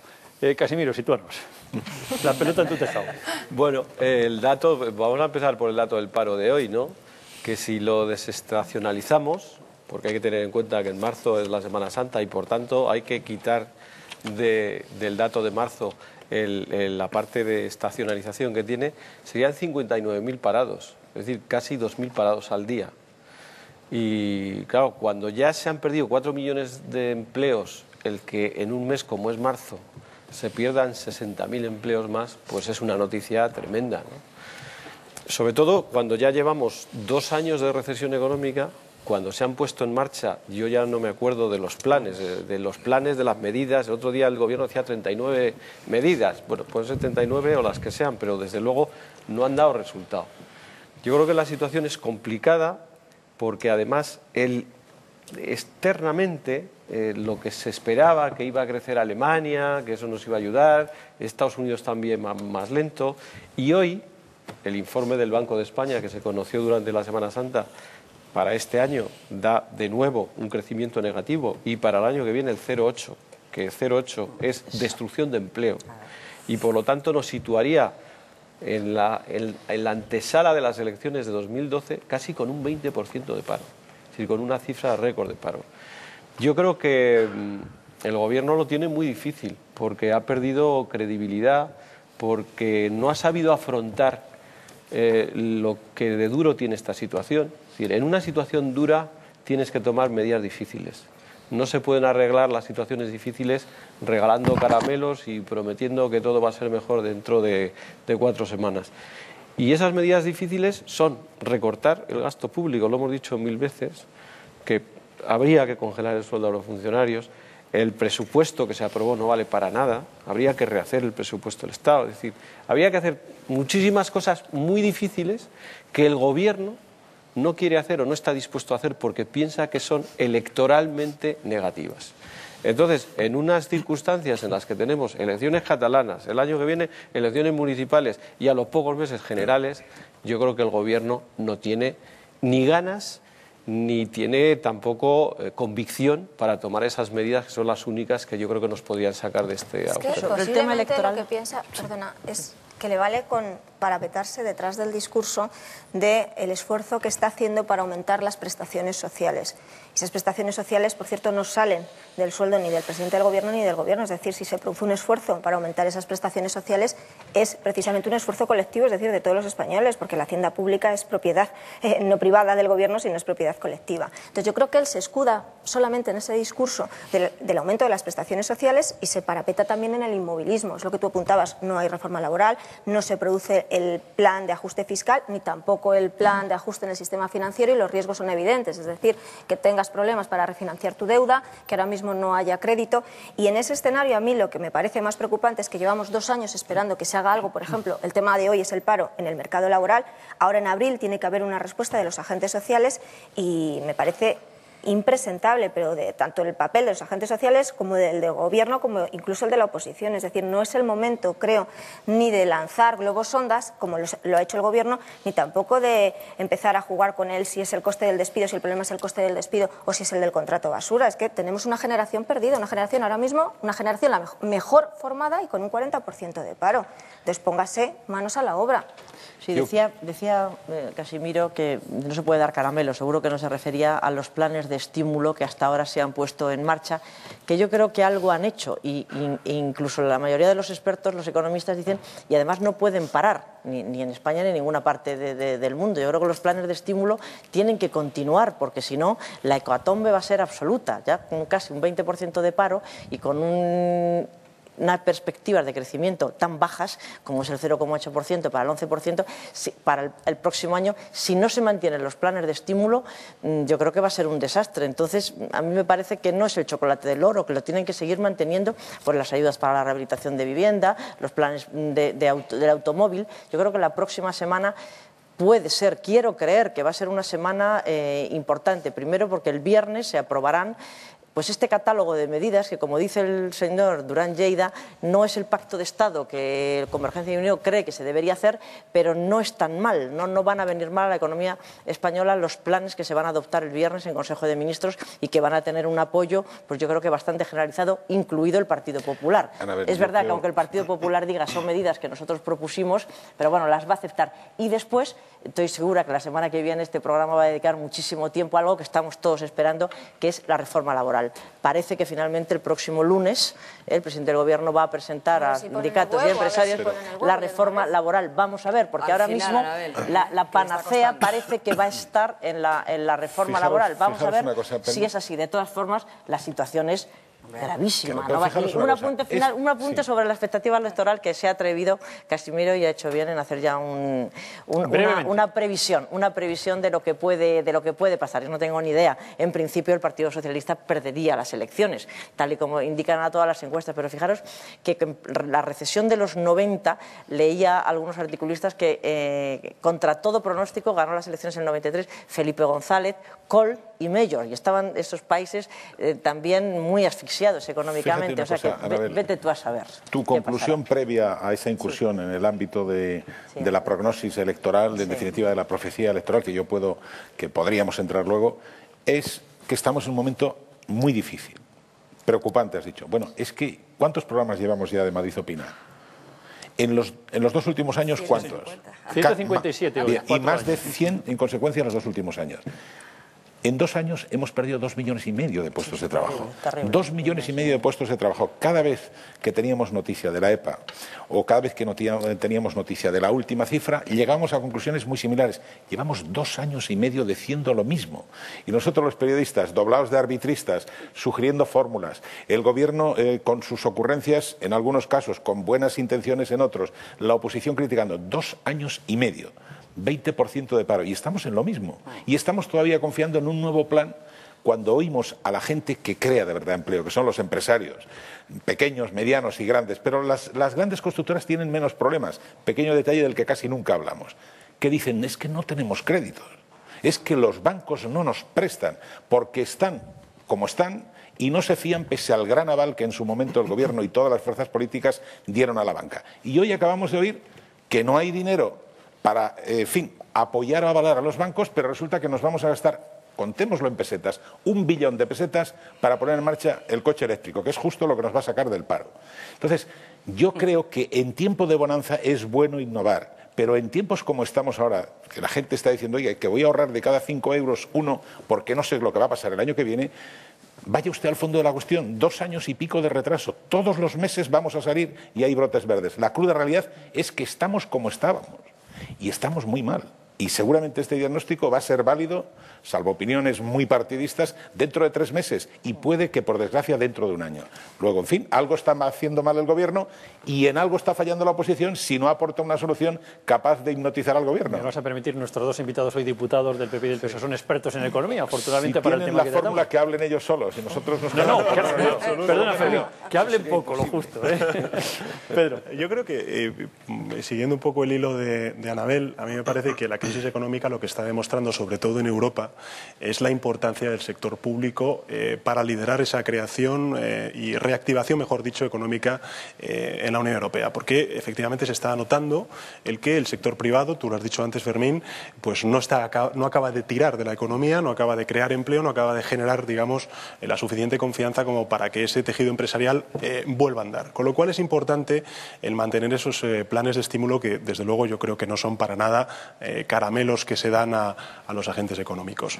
Y en ese sentido, a mí me parece que ha habido planes que ha puesto en marcha el Gobierno de España durante estos últimos 2 años, en sectores muy concretos, porque hay que recordar que de esos 2 billones de desempleos que se han destruido durante estos 2 últimos años, prácticamente el 65% proviene del sector de la construcción residencial, porque vivíamos en una burbuja inmobiliaria que todos al final hemos pagado con una hipoteca muchísimo más elevada del valor real del piso, digamos. Y, por tanto, pues lo que se está haciendo es reorientar mucho desempleo a actividades, Fermín, distintas. No, yo voy a poner el caso, vamos a poner el caso, por ejemplo, del Fondo Estatal de Inversión Local, que es lo que más, digamos, inmediato tienen a lo mejor los telespectadores, porque son las obras que ven en sus localidades. Bueno, el año pasado creó 420.000 empleos. Sirvió para, entre otras cosas, dar actividad a más de 15.000 empresas, pequeñas y medianas empresas que tú antes comentabas. Este año la previsión es de crear más de 300.000 empleos con este nuevo Fondo Estatal de Inversión Local. No son duraderos. Bien, por supuesto. Son estacionales. Pero, Fermín, pero por supuesto, claro claro que sí, pero porque ahora mismo el papel que tiene que tener el sector público es el de complementar, cuando no sustituir al sector privado, que no es capaz hoy por hoy de poder reactivar la economía española, no solamente la economía española, sino el conjunto de economías de la Unión Europea. Y por tanto termino. Yo creo que, y ya con esto termino, Yo creo que ese es el problema. No. Ahora mismo es decir, tú No, el sector público, mira, yo he tenido conversaciones. Toda la emisión de deuda, esa deuda pública, se está llevando el poco crédito, la poca capacidad de crédito que hay en el sistema financiero. Mira, si tú escuchas a los responsables de los gobiernos francés, del gobierno alemán, del gobierno británico, de todos los gobiernos de la Unión Europea, no están planteando acabar con los estímulos fiscales.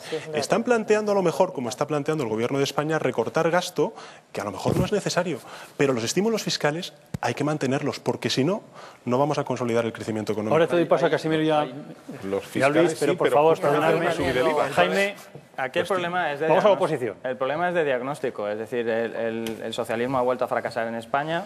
Estamos ya en los 4.600.000 parados porque se ha vuelto a aplicar las mismas recetas que ya fracasaron en los años 90. Es la receta del déficit público, la receta de más gasto público, más intervención, con el discurso de que el sector público es el que arregla los problemas, cuando lo que está ocurriendo en España es justamente que el problema está en el sector público. Ha pasado en Grecia, todo el problema de Grecia es un problema de sector público, y le está pasando a España. Es decir, la pérdida de credibilidad no viene por las empresas, el problema de la credibilidad de España viene porque el señor Zapatero se está gastando el dinero que no tiene ahora, que no van a tener nuestros hijos y si nos descuidamos nuestros nietos.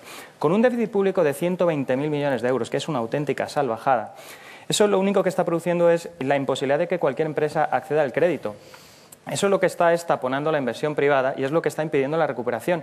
Las familias ya se están ajustando el cinturón. Lo hemos visto en los datos que se publicaban ayer. Ha incrementado muchísimo la tasa de ahorro. ¿Por qué? Porque las familias se han dado cuenta de que tienen que ahorrar. Pero quienes están cargándose desde el sector público es justamente el gobierno socialista, porque ¿qué es lo que está provocando más incertidumbre? ¿Cómo? Subiendo los impuestos. La gente se da cuenta de que una subida de impuestos va a significar que va a tener menos dinero en el bolsillo en el futuro, que lo que hace es todavía ahorrar más. Al ahorrar más se consume menos y entramos en el círculo perverso en el que nos ha metido el señor Rodríguez Zapatero. Creer que el déficit público es la solución de la economía española es exactamente lo que decía Felipe González en los años 90, nos llevó al 23% de paro. Y Zapatero nos está llevando con las mismas recetas, con el mismo ministro que tenía, que era Solbes, y ahora con la señora Salgado por el mismo camino. Esto lo está haciendo Francia, lo está haciendo Alemania. Perdona, Alemania tiene un déficit público del 3%. El problema de Grecia no es el gasto público, es la contabilidad mal hecha que Alemania tiene un déficit público del 3% del PIB y España lo tiene del 12%, es 4 veces el déficit alemán. No solo eso, si el problema que tenemos en este país, Pedro, es que tenemos el doble de paro que la media. Bien, claro, sí. El doble. Sí. Es decir, si nosotros tuviéramos el paro que Francia, estaríamos hablando de otra manera, pero es que tenemos el doble. Entonces hay que actuar de otra manera. No podemos actuar como ellos porque tenemos el doble de paro. Tenemos que actuar distinto. Y luego, claro, ¿cuándo se ha dado cuenta el gobierno de que había una burbuja inmobiliaria? Porque el señor Solbes en 2008 dijo que no había burbuja inmobiliaria. En 2008 el presidente del gobierno, cuando se le preguntaba, dijo que no había burbuja inmobiliaria. Desde 2008 aquí el gobierno se ha dado cuenta de que hay una burbuja inmobiliaria. O sea, el problema, es que eso es así. El problema de que la gente esté ahorrando el 20%, bueno, a final del año el 24% de la tasa de ahorro. Increíble, o sea, ese es el récord histórico de la tasa de ahorro en España. Es decir, ¿por qué la gente no moviliza el ahorro? Pues por una sencilla razón, porque tiene miedo. Y no solo por eso, Fermín, también porque tiene que hacer frente a las hipotecas. Porque este gobierno ha creado la expectativa de que los precios van a seguir bajando. Entonces, si uno se quiere comprar una vivienda, dice, no, es que el año que viene va a ser más barata. Es decir, este gobierno ha creado unas expectativas de deflación, a la ministra de Vivienda decir eso. Que es imposible que se recupere. Que luego es curioso, o sea, es curioso que este gobierno, que no hace más que dar patadas al sector inmobiliario, a quien le está dando ayudas es al sector inmobiliario y de la construcción. El plan E, o sea, al final para construcción. El plan de infraestructuras que se va a aprobar dentro de unos días, 15.000 millones de euros para las grandes constructoras. Pero bueno, ¿esto qué es? ¿Esto qué es, Pedro? Hablamos de expectativas y yo creo que hay un problema añadido. Es decir, ese ahorro por parte de las familias, el que no haya inversión, el que no haya consumo, que apuntaba Jaime García Legaz, al final el problema del ahorro es porque no hay confianza tampoco en las previsiones que te hace el gobierno. Sí, y por eso tú tienes ese miedo y ese pánico. Es decir, todos los mensajes que te están llegando desde el gobierno, pero desde hace 2 años atrás, ni uno de ellos se han ido confirmando. Hace un año, justamente hace un año, el pronóstico del gobierno era que iba a haber unos 100.000 parados más y que el PIB iba a aumentar en un 1%. Si miramos ahora para atrás, vamos a ver cuál ha sido ese incremento de los 100.000 parados en que se han quedado. Es decir, tenemos 1 millón y pico más en un año y tenemos el PIB en donde lo tenemos. Entonces, el problema es ese. Para que no hagas una enmienda particular, sino la totalidad. Sí, vale. Luis, Tonia, porque me parece que no acabo aquí la crítica. No, yo seré muy breve porque lo habéis dicho prácticamente todo. Solo me gustaría subrayar un factor muy importante que es cuando una situación, cualquier situación en la que nos podamos ver implicados nosotros en una situación de enorme lío, de gran confusión, de terrible crisis, pues uno siempre busca instintivamente a aquella persona que en un determinado te dice, chico, por aquí, sígueme, yo te saco de aquí, y entonces pues, te lo crees o no te lo crees, y vas detrás, ¿no? Y esa es la labor del liderazgo político, y eso es lo que naturalmente requiere un país que está verdaderamente, en fin, fracturado y además acongojado, por decirlo suavemente, de la situación que estamos viviendo. Zapatero es una persona que se ha caracterizado, y voy a tratar de dar datos objetivos, por equivocarse sistemáticamente. Antes de la crisis por no verla, cuando la vio por diagnosticarla mal, cuando ha ido profundizando la crisis por pronosticar equivocadamente brotes verdes, términos de la crisis a corto plazo, previsiones de crecimiento que no se daban, previsiones de desaceleración del desempleo que no se daban, en situaciones favorables del entorno exterior que no se daban. No ha acertado ni una, Pedro. Es decir, te reto ahora mismo que me digas uno solo de los vaticinios o de los pronósticos a corto o a medio plazo de este gobierno que se hayan cumplido. Uno solo, y te invito a pincho de tortilla de caña. Vas a tener que invitar a unos cuantos, Luis. Mientras piensas... Es decir, todavía, fíjate, yo todavía me sonrojo cuando no hace tanto tiempo, cuando inauguraba la presidencia europea Zapatero, y decía que su gran reto era enseñarle a Europa a salir de la crisis. La gente decía, bueno, este tío no se da cuenta de que en Europa nadie cree en él. Es decir, España es el único país que está utilizando. Y también te reto a que me digas un solo país que esté bendiciendo, que esté dando su visto bueno, que esté dándole un espaldarazo a la política económica de este gobierno. Está haciendo exactamente lo contrario, exactamente lo contrario. Me vas a tener que pagar bastantes cosas. Pedro, no algo moderadamente distinto, exactamente lo contrario. Perdona, no es cierto, Luis. Sí, Luis, vamos terminando, Tonia, y luego ya... No, yo lo que quería decir, cuando estabas casi me he apuntado las medidas, el plan E y tal, también me estaba acordando yo de los cheques bebé, de los 400 euros, de todas estas medidas que nos parecían que eran pequeños parches y que al final del recorrido, desde luego, no ayudaban a generar confianza en la gente. Yo creo que a día de hoy, o sea, tener sobre la mesa el dato de los 36.000 parados más, cuando tenemos 4,5 millones de desempleados, no se puede maquillar, no se puede vender como una buena noticia. Entonces, el gobierno lo que está haciendo es conformarse con esa parte de lo que es el titular del día de hoy. Bueno, como tenemos menos paro que antes, pues efectivamente estamos ya en el dato positivo. Y no, señor, lo que se tiene que decir, y además queda mal y queda impopular, pero un gobierno lo que tiene que decir es que cuando hay 36.000 parados más, con 4,5 millones de parados, la noticia es francamente mala. Eso no se puede maquillar. Lo que está haciendo el gobierno es eso, darle la vuelta precisamente a todo el diagnóstico que se está haciendo por todas partes. Si el gobierno celebra que el paro no haya crecido tanto, está despreciando la tasa del 20% de desempleo. Si el gobierno se queda conformado, por ejemplo, hoy estaba hablando esta mañana con un hostelero de unas pistas de esquita que decía que la ocupación hotelera había sido del 100%. Pero nos están contando que los restaurantes de los hoteles no están llenos, que los picnics se están improvisando en las pistas de esquí, precisamente para sustituir el plato por el bocadillo. Luego, que decir, ahí hay siempre cierta trampa. Entonces, claro, evidentemente, pues los gobernantes se quedan con el vaso medio lleno. Pero los que nos quedamos con el vaso medio vacío, insisto en que de verdad que somos optimistas escarmentados, Pedro, porque llevamos 2 años hablando de lo mismo, como dice Fermín, pero es que el paro está en lo mismo, es decir, creciendo y destruyendo destruyendo ese empleo. Pedro. Bueno, me vas a tener que dejar un programa entero. No, te voy a medir el tiempo porque vamos a cambiar enseguida, que nos queda hablar de Cristina Martín. Muy brevemente, porque el Gobierno no ha negado para nada, y hemos escuchado además a la Secretaria General de Empleo decir que son unos datos negativos, que hay luces también que hay que valorar en el mercado laboral y en su evolución. Por ejemplo, que es el tercer mes consecutivo que aumenta la afiliación de la Seguridad Social, que ha aumentado en un 12% la contratación y que por primera vez durante muchos meses ha aumentado, por ejemplo, la afiliación al régimen especial del trabajo autónomo. Y decirte, Casimiro, varias cuestiones. Primero, este Gobierno no se ha caracterizado precisamente por beneficiar a las grandes empresas. Hay muchísimas medidas que se han puesto en marcha en favor de las pequeñas y medianas empresas y de los autónomos.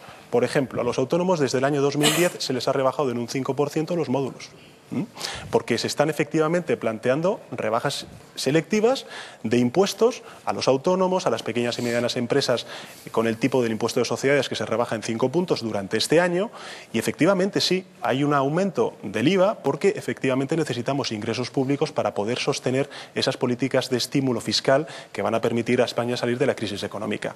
El negar el que el Fondo Estatal de Inversión Local, es decir, las obras que estamos viendo en nuestras ciudades, no han creado 420.000 empleos o no han creado actividad para más de 15.000 empresas, es negar lo evidente. El negar que el plan que se va a poner en marcha entonces, se va a aprobar, ¿por qué se han cerrado en este país en el último año 160.000 empresas? No, claro. Pero también puedes decir, Casimiro, claro, pero por supuesto. Es que esa es pero la mira, realidad. Si no, el paro no Casimiro, aumentaría. hay palabras, por ejemplo, tú que utilizas mucho, por ejemplo, el informe del Banco de España, y yo he escuchado al gobernador del Banco de España, la Comisión de Economía del Congreso, decir que si el Gobierno de España no hubiera aprobado planes de estímulo fiscal, como por ejemplo el Fondo Estatal de Inversión Local, el problema del paro en nuestro país sería superior. Con lo cual hay que reconocer los aciertos que se están planteando por parte del Gobierno y que estos planes de estímulo fiscal a nivel local, a nivel de fomento de infraestructuras, como se va a plantear mañana por parte del Ministerio de Fomento y por parte del Gobierno de España, etcétera, etcétera, etcétera, son medidas, y en esto no coincido con Jaime, que están poniéndose en marcha en todos y cada uno de los países de la Unión Europea. Y por tanto no nos estamos inventando la pólvora, estamos haciendo lo mismo que hacen replicarle nosotros. a Pedro, pero si os parece, Jaime, terminamos el tema, quería decir algo y lo dejamos. Yo creo que todos los que estamos aquí... Bueno, me falta Luis, que Pedro, si no incluido, yo creo que todos los que estamos participando en este debate, y doy por hecho que también todos quienes nos acompañan en el estudio y los que nos están viendo, lo que en este momento afirmarían es que no estuviéramos hablando de este asunto. Por supuesto. Que el paro tuviera unos niveles aceptables. Por supuesto. Si el Gobierno, que duda cabe, que lo intenta, pero el problema es que no lo consigue. Esto es aquello que da pie a aquel famoso titular que decía: la cura va buena, pero el ojo le pierde. Cuando le preguntaron a un general que qué tal iba la guerra, dice: la cura va buena, pero el ojo le pierde. Ocurriendo en todos los países. Señores, no vais a permitir, es que son las 12 menos cuarto.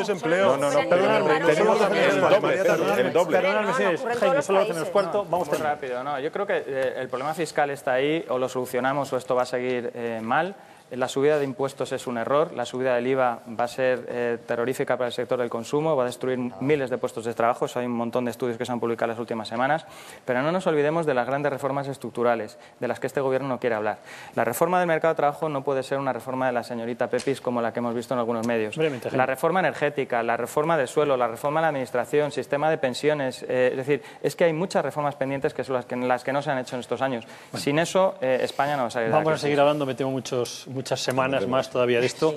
Por cierto, cuando tengáis arriba los periódicos, es curioso, las portadas de los periódicos de mañana. Parece que vivimos en mundos diferentes según el periódico que leas la portada de mañana. Vamos a entrar mientras tanto en, lo decíamos, la muerte de la menor Cristina Martín a manos de una amiga. Vuelve a abrirse el debate en distintos frentes. ¿Qué juventud tenemos? La Razón daba el dato hoy. ¿Cómo es posible que 30.000 jóvenes menores de edad se sentaran en el banquillo en el año 2009? 30.000 jóvenes han pasado por el banquillo. ¿Cómo educamos a nuestros hijos? ¿Qué ven en la televisión? ¿Qué hacen en Internet? ¿Qué pasa con las redes sociales? Los que sois padres, todos somos padres, creo. Bueno, no. ¿Tú casi? Yo soy tía. Bueno, tu tía. Pues una tía, un padre que viene, que espera un hijo, Jaime, dos niñas, en fin. Muchas más. Empiezas tú, Ignacio. Sí, vamos, yo lo que quiero... ¿Qué estamos haciendo para que algo falle tan estrepitosamente? Yo quiero verlo de... Bueno, que se me va a criticar porque voy a poner mi terreno jurídico, pero... A mí lo que me parece un poco ridículo es que se siga diciendo que como eso estamos en caliente, que no hay que reformar la ley. Y entonces, claro, esto pasará... Hablamos de la ley del menor, que da Exacto, penas pequeñas para los menores de 14 Entonces, años. Yo lo que me parece ridículo es que se siga diciendo lo mismo. Como esto estamos en caliente, no vamos a regular, no vamos a cambiar, no vamos a modificar la ley. Entonces, esto se pasará y no será nada. Entonces, lo que es evidente es que el sistema no funciona. En este caso sí que no funciona el sistema y yo creo que sí que hay que modificarlo. Entonces, yo creo que evidentemente, independientemente de que eso no va a ser la solución, yo creo que la solución es mucho más de fondo. Yo creo que es un tema de educación, por supuesto. Educamos mal a nuestros hijos, les ponemos límites, se saben respetar, tienen valores, estamos perdiendo un poco el sistema educativo. El problema no es la ley del menor, a mi juicio. Está claro. Es decir, está claro que todo crimen reclama un castigo e incluso en la filosofía nuestra moderna del siglo XXI una redención o una reinserción.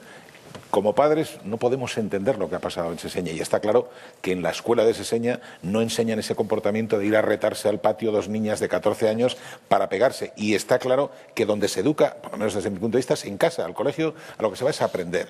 Pero es que además tenemos más elementos y tú lo apuntabas en la introducción hace una hora.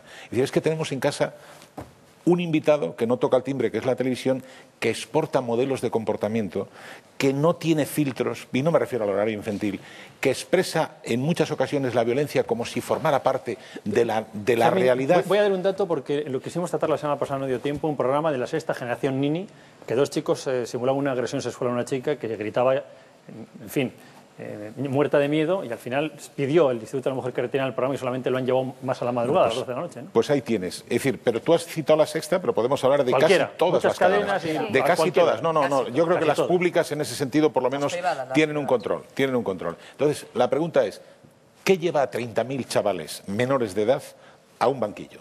Delante de un fiscal y delante de un juez. Pues lleva probablemente una pérdida de valores. Es decir, el resultado es una pérdida de valores. La vida, el asumir la frustración. Es decir, es que hay chicos que no asumen un no de sus padres y que no asumen un no de un compañero y que en definitiva lo resuelven todo con prácticas, yo creo, anómicas del mundo adulto, pero son pequeños. Yo creo que sí hay que reformar la ley, debe reformarse, pero no nos engañemos. Una reforma de la ley penal del menor, para que en lugar de 5 años, un menor de 14 años esté 15 en la cárcel o 16, no evitará este tipo de casos. El mal, como tú dices, es de Sobre todo fondo. porque no les va a desanimar. Es decir, un menor de 14 o de 15 años, porque tú les amenaces con que les vas a poner un castigo superior, eso no va a impedir que si están por cometer ese tipo de barbaridades las vayan a cometer. También hay que tener en cuenta, cuando estamos hablando de la franja 14-16 años, que son 5 años de internamiento y 3, por ejemplo, de libertad vigilada, ¿qué es el tiempo en un menor y qué es el tiempo para nosotros? No es lo mismo. 5 años para un menor en esa edad es una barbaridad. Y los 10 años que se le ponen en la franja de 16 a 18 años también es una barbaridad. El tiempo no corre igual. El tiempo no corre igual. Sí, pero no, el tiempo, sí. Pero el tiempo, hay que pensar en las víctimas. Yo estoy totalmente de acuerdo contigo. Hay que pensar en las víctimas. Pero también esto es un Estado de Derecho y no puede funcionar en función, o sea, no puede ser la víctima la que decida cuál es la ley que aplicar, porque entonces eso es la venganza.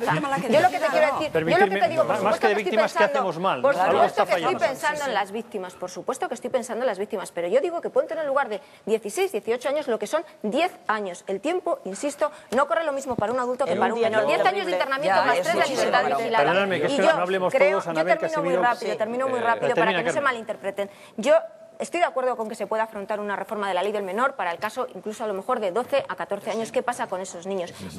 Pero son excepciones, Casimiro, son excepciones. Y yo creo que antes de sentar en el banquillo a un menor de 13 o de 14 años, a lo mejor debemos sentarnos el conjunto de la sociedad y los padres de ese menor que haya podido cometer esa barbaridad. Es decir, hay un problema de falta de valores, hay un problema a la hora, no hay límites, no hay sacrificio, no hay una cultura del sacrificio ni una cultura en la que todo no se fundamente en el hedonismo. Tenemos un problema gravísimo, estáis planteando un problema gravísimo. Sí, yo creo que ese es el tema. Nosotros nos preocupa mucho, por ejemplo, qué es lo que comen nuestros hijos. Pero hay más preocupaciones. ¿Qué comen nuestros hijos? Pero no nos preocupa lo que tú decías, ni qué ven, ni qué hacen en internet. Queda poco tiempo, déjame que os dé paso uno a uno. Casimiro, os ruego brevedad. Vamos a ver. El otro día decía Javier Urra que entenderíamos la violencia de los chicos si conociéramos a sus padres.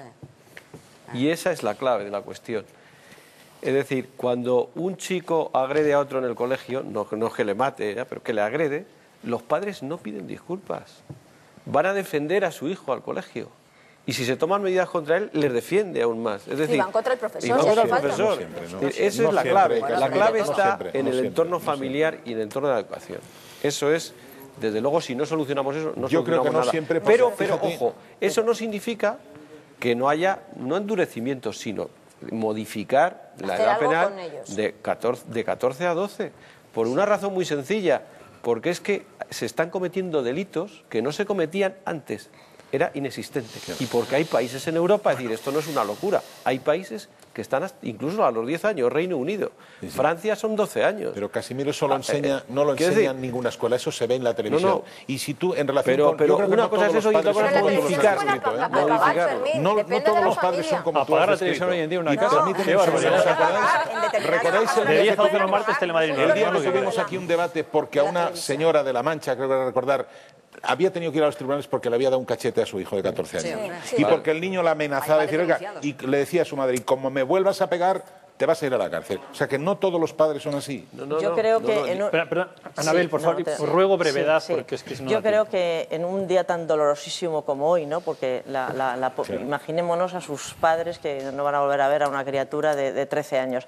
Ahora bien, este es un momento yo creo que para los expertos, que los legisladores más que nunca tendrían que... Hay muchísima gente en este país, buenísimos psicopedagogos, que saben qué es lo que está pasando con los jóvenes, con la juventud. Y yo me hago una pregunta para todas las personas que nos están escuchando que tienen hijos de 13, 14. ¿Nosotros nos creemos que un retrato robot de esa generación es esa niña presunta asesina? No, creo que en absoluto. Yo creo que en absoluto. Lo que pasa es que es tal el horror que nos produce, que por eso esa excepción, porque es una excepción y además es insoportable la violencia. Aquí habrá personas de todas las edades. Yo creo que podemos mirar atrás, había un grado de violencia hace 20, 30 años en el hogar, en los colegios. No. Pero había un respeto en casa, en el colegio, con los educadores, con los amigos, con los compañeros. Los padres pegaban a los hijos con gran soltura, los maestros, los profesores pegaban a los alumnos. Eso ahora, claro, eso ahora resultaría insoportable.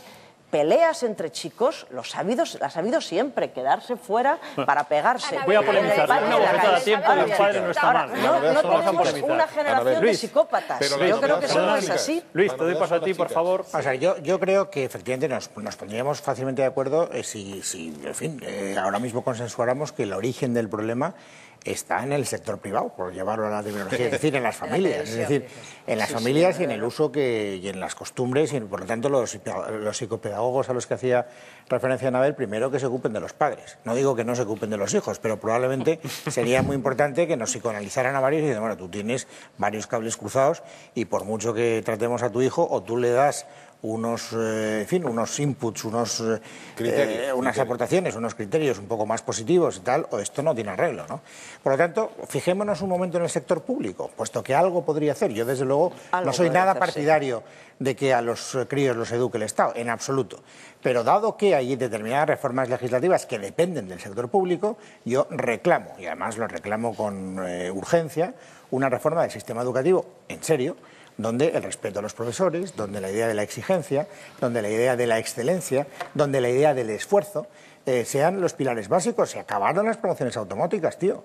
Es decir, y si suspendes, repites, y si te cabreas, ajo y agua. En primera medida. Segunda medida, no les envíes ideas contradictorias. Resulta que los jóvenes de ahora mismo son suficientemente maduros para decidir sin consultar con sus padres si pueden abortar o no pueden abortar, pero, sin embargo, ojo, hay que tener una cierta cautela de saber si les responsabilizamos de otro tipo de comportamientos porque parece que esa edad es insuficiente. Pongámonos de acuerdo. Es decir, traslademos un mensaje diciendo, chico, si tú ya eres suficientemente maduro para tomar tus decisiones, tienes que asumir tus propias consecuencias, inevitablemente. Tercera reforma, la ley del menor. Por supuesto que hay que reformarla. Porque es un mensaje, no va a resolver el problema, pero es un mensaje muy claro. Luis, y si perdóname. Iban 6. Fermín, estamos casi fuera de tiempo. Solamente quería subrayar 4 pilares y además... Déjalo en 2. Bueno, vamos a ver si lo consigo. Estando de acuerdo con Luis, yo también soy partidaria de reformar la ley. La ley no va a resolver el problema, pero sí que es una parte de la resolución del problema. Pero además la ley está no para generalizar y no para ver a todos los adolescentes como delincuentes, precisamente para aplicarlo sobre las excepciones, sobre los chavales que delinquen. Un pilar. Otro pilar, la educación. Cada vez que se ha hablado en este país del fracaso escolar, vamos todos corriendo a ver los expedientes académicos, que no son solamente el aprobar o el suspender, que es realmente poner en valor todos esos principios que se han ido pues perdiendo a lo largo de los años. Esta mañana una profesora estaba comentando que había recibido la visita de un padre indignado porque le había obligado a su hijo a tratarle de usted. O sea, solamente por eso, por favor. Tonia, se pasó el tiempo. Pedro. Me he quedado con la cuarta. Bueno, yo voy a romper una lanza a favor de los jóvenes. Yo creo que todas las encuestas lo que demuestran es que precisamente tenemos una juventud muy sana, muy solidaria, muy comprometida y que efectivamente no podemos hacer pues, de un caso muy marginal o de un porcentaje muy marginal de jóvenes que efectivamente viven en la violencia, conviven en la violencia, trasladarlo al conjunto de la juventud, ¿no? Y en relación con el debate de la ley del menor, hay que recordar que desde su aprobación en el año 2000 se ha reformado 8 veces y tenemos una ley del menor de las más duras de la Unión Europea, con lo cual yo creo que es malo legislar a golpe de telediario y por tanto es el momento de los expertos, es el momento también de las asociaciones de jueces que mayoritariamente mayoritariamente han rechazado el legislar a golpe de telediario. Jaime, no, yo creo que 30 sí, segundos. que precisamente si fuera un caso aislado, pues pero es que no es un caso aislado, es que llevamos muchos casos y entonces eso es lo que nos obliga a reflexionar. ¿Cambiar la ley del menor? Por supuesto que sí. Es que yo recuerdo que el asesino de Sandra Palo, el Rafita, dio una entrevista en un medio de comunicación y dijo: yo soy un producto de esta sociedad. Eso es inadmisible para el resto de los jóvenes que se comportan y que no cometen ese tipo de atrocidades. Aquí la responsabilidad tiene que ser del que comete los actos y, por tanto, alguien que comete ese tipo de atrocidades tiene que pagar contra las consecuencias. ¿Hay que cambiar la ley del menor? Sí, porque la responsabilidad es individual, no es colectiva ni es de la sociedad en su conjunto. Segundo, ¿hay un problema de valores? Es evidente. No es solamente un problema ante jóvenes, es que los casos de jóvenes que maltratan a sus padres, jóvenes que maltratan a sus abuelos, es decir, son miles. Es decir, pasa algo en esta sociedad, ¿no? Y algo hay que hacer, desde luego. En el plató no pasó nada, ¿eh? Pero hay que recordar, Ernesto, una cosa, que con esta ley del menor los datos te dicen que el 89%, Jaime, de aquellos menores que están inmersos en procesos judiciales con el marco de la ley del menor, acaban no volviendo a reincidir. Con lo cual, yo creo que estamos ante un marco legal que está funcionando. Perdonadme, lo que han dicho los telespectadores, el problema es que se les educa más la televisión que los padres. José Manuel de Santander, se les protege demasiado y nos olvidamos de educarles en valores como el respeto. Emilio de Madrid, la ley del menor está acorde con la justicia, se protege más al delincuente que a la víctima. Y Carmen de Pozuelo, habría que profundizar en los valores que se inculcan a nuestros jóvenes en nuestro sistema educativo y en la familia. Había anunciado que los titulares de mañana echan humo, ¿no? Pues vamos a pasarlo rápidamente porque la verdad da lugar a dudas. El Mundo, Correa cobró 27 millones en comisiones a las constructoras. La trama consideraba que Bárcenas era su mentor ante el Partido Popular. El País, Gürtel corrompió el núcleo del PP. El sumario implica a Bárcenas, Camps y Aguirre. Esta es la gran novedad. La Razón. El sumario Gürtel no muestra una financiación irregular del Partido Popular. Implica la causa a Bárcenas, que cobraba de la caja B de Correa. Público. Bárcenas hundido. Rajoy tocado. Es el titular. El ABC obviamente se lo dedica a la portada a Guillermo Luca de Tena, que ha muerto en la tarde de ayer. La Gaceta, que va por libre, el hijo de Bono posee un chalet comprado con una empresa sin actividad alguna. Y estos son los titulares de los periódicos que, como digo, pues cada cual titula según le va la fiesta. Falta la pregunta relacionada con los chavales, si educamos mal a nuestros hijos. Bueno, pues abrumadora mayoría. El 94% dice que les educamos mal y el 4% que en teoría les estamos educando bien. El 6%, perdón, que les educamos bien. Evidentemente, si estamos todos de acuerdo en que algo falla, algo tendremos también que hacer. Les prometemos también un debate más intenso relacionado con los chavales, con los jóvenes. El próximo martes, yo creo que lo decía Anabel, va a haber que hablar de la reforma laboral y tendremos como invitado a Luis de Guindos, que bueno, creo que presenta un libro importante sobre la forma de salir de la crisis vista desde FAES, el Laboratorio de Ideas del Partido Popular. Creo que es así, ¿no? El libro se presenta el día 19. El 19, ese es un trabajo colectivo, ha participado básicamente todo el equipo económico de Aznar y vamos, es un libro que contiene lo que habría que hacer para poder salir de esta crisis. Pues Luis de Guindos será nuestro invitado del martes, nos lo explicará. También tenemos un empresario porque queremos que los empresarios se sienten aquí, los pequeños empresarios nos cuenten por qué no cuentan créditos, a dónde van y por qué no se lo dan, que es la realidad al margen de lo que aquí pintamos desde el análisis. Señores, les esperamos de nuevo el próximo martes. Hasta entonces.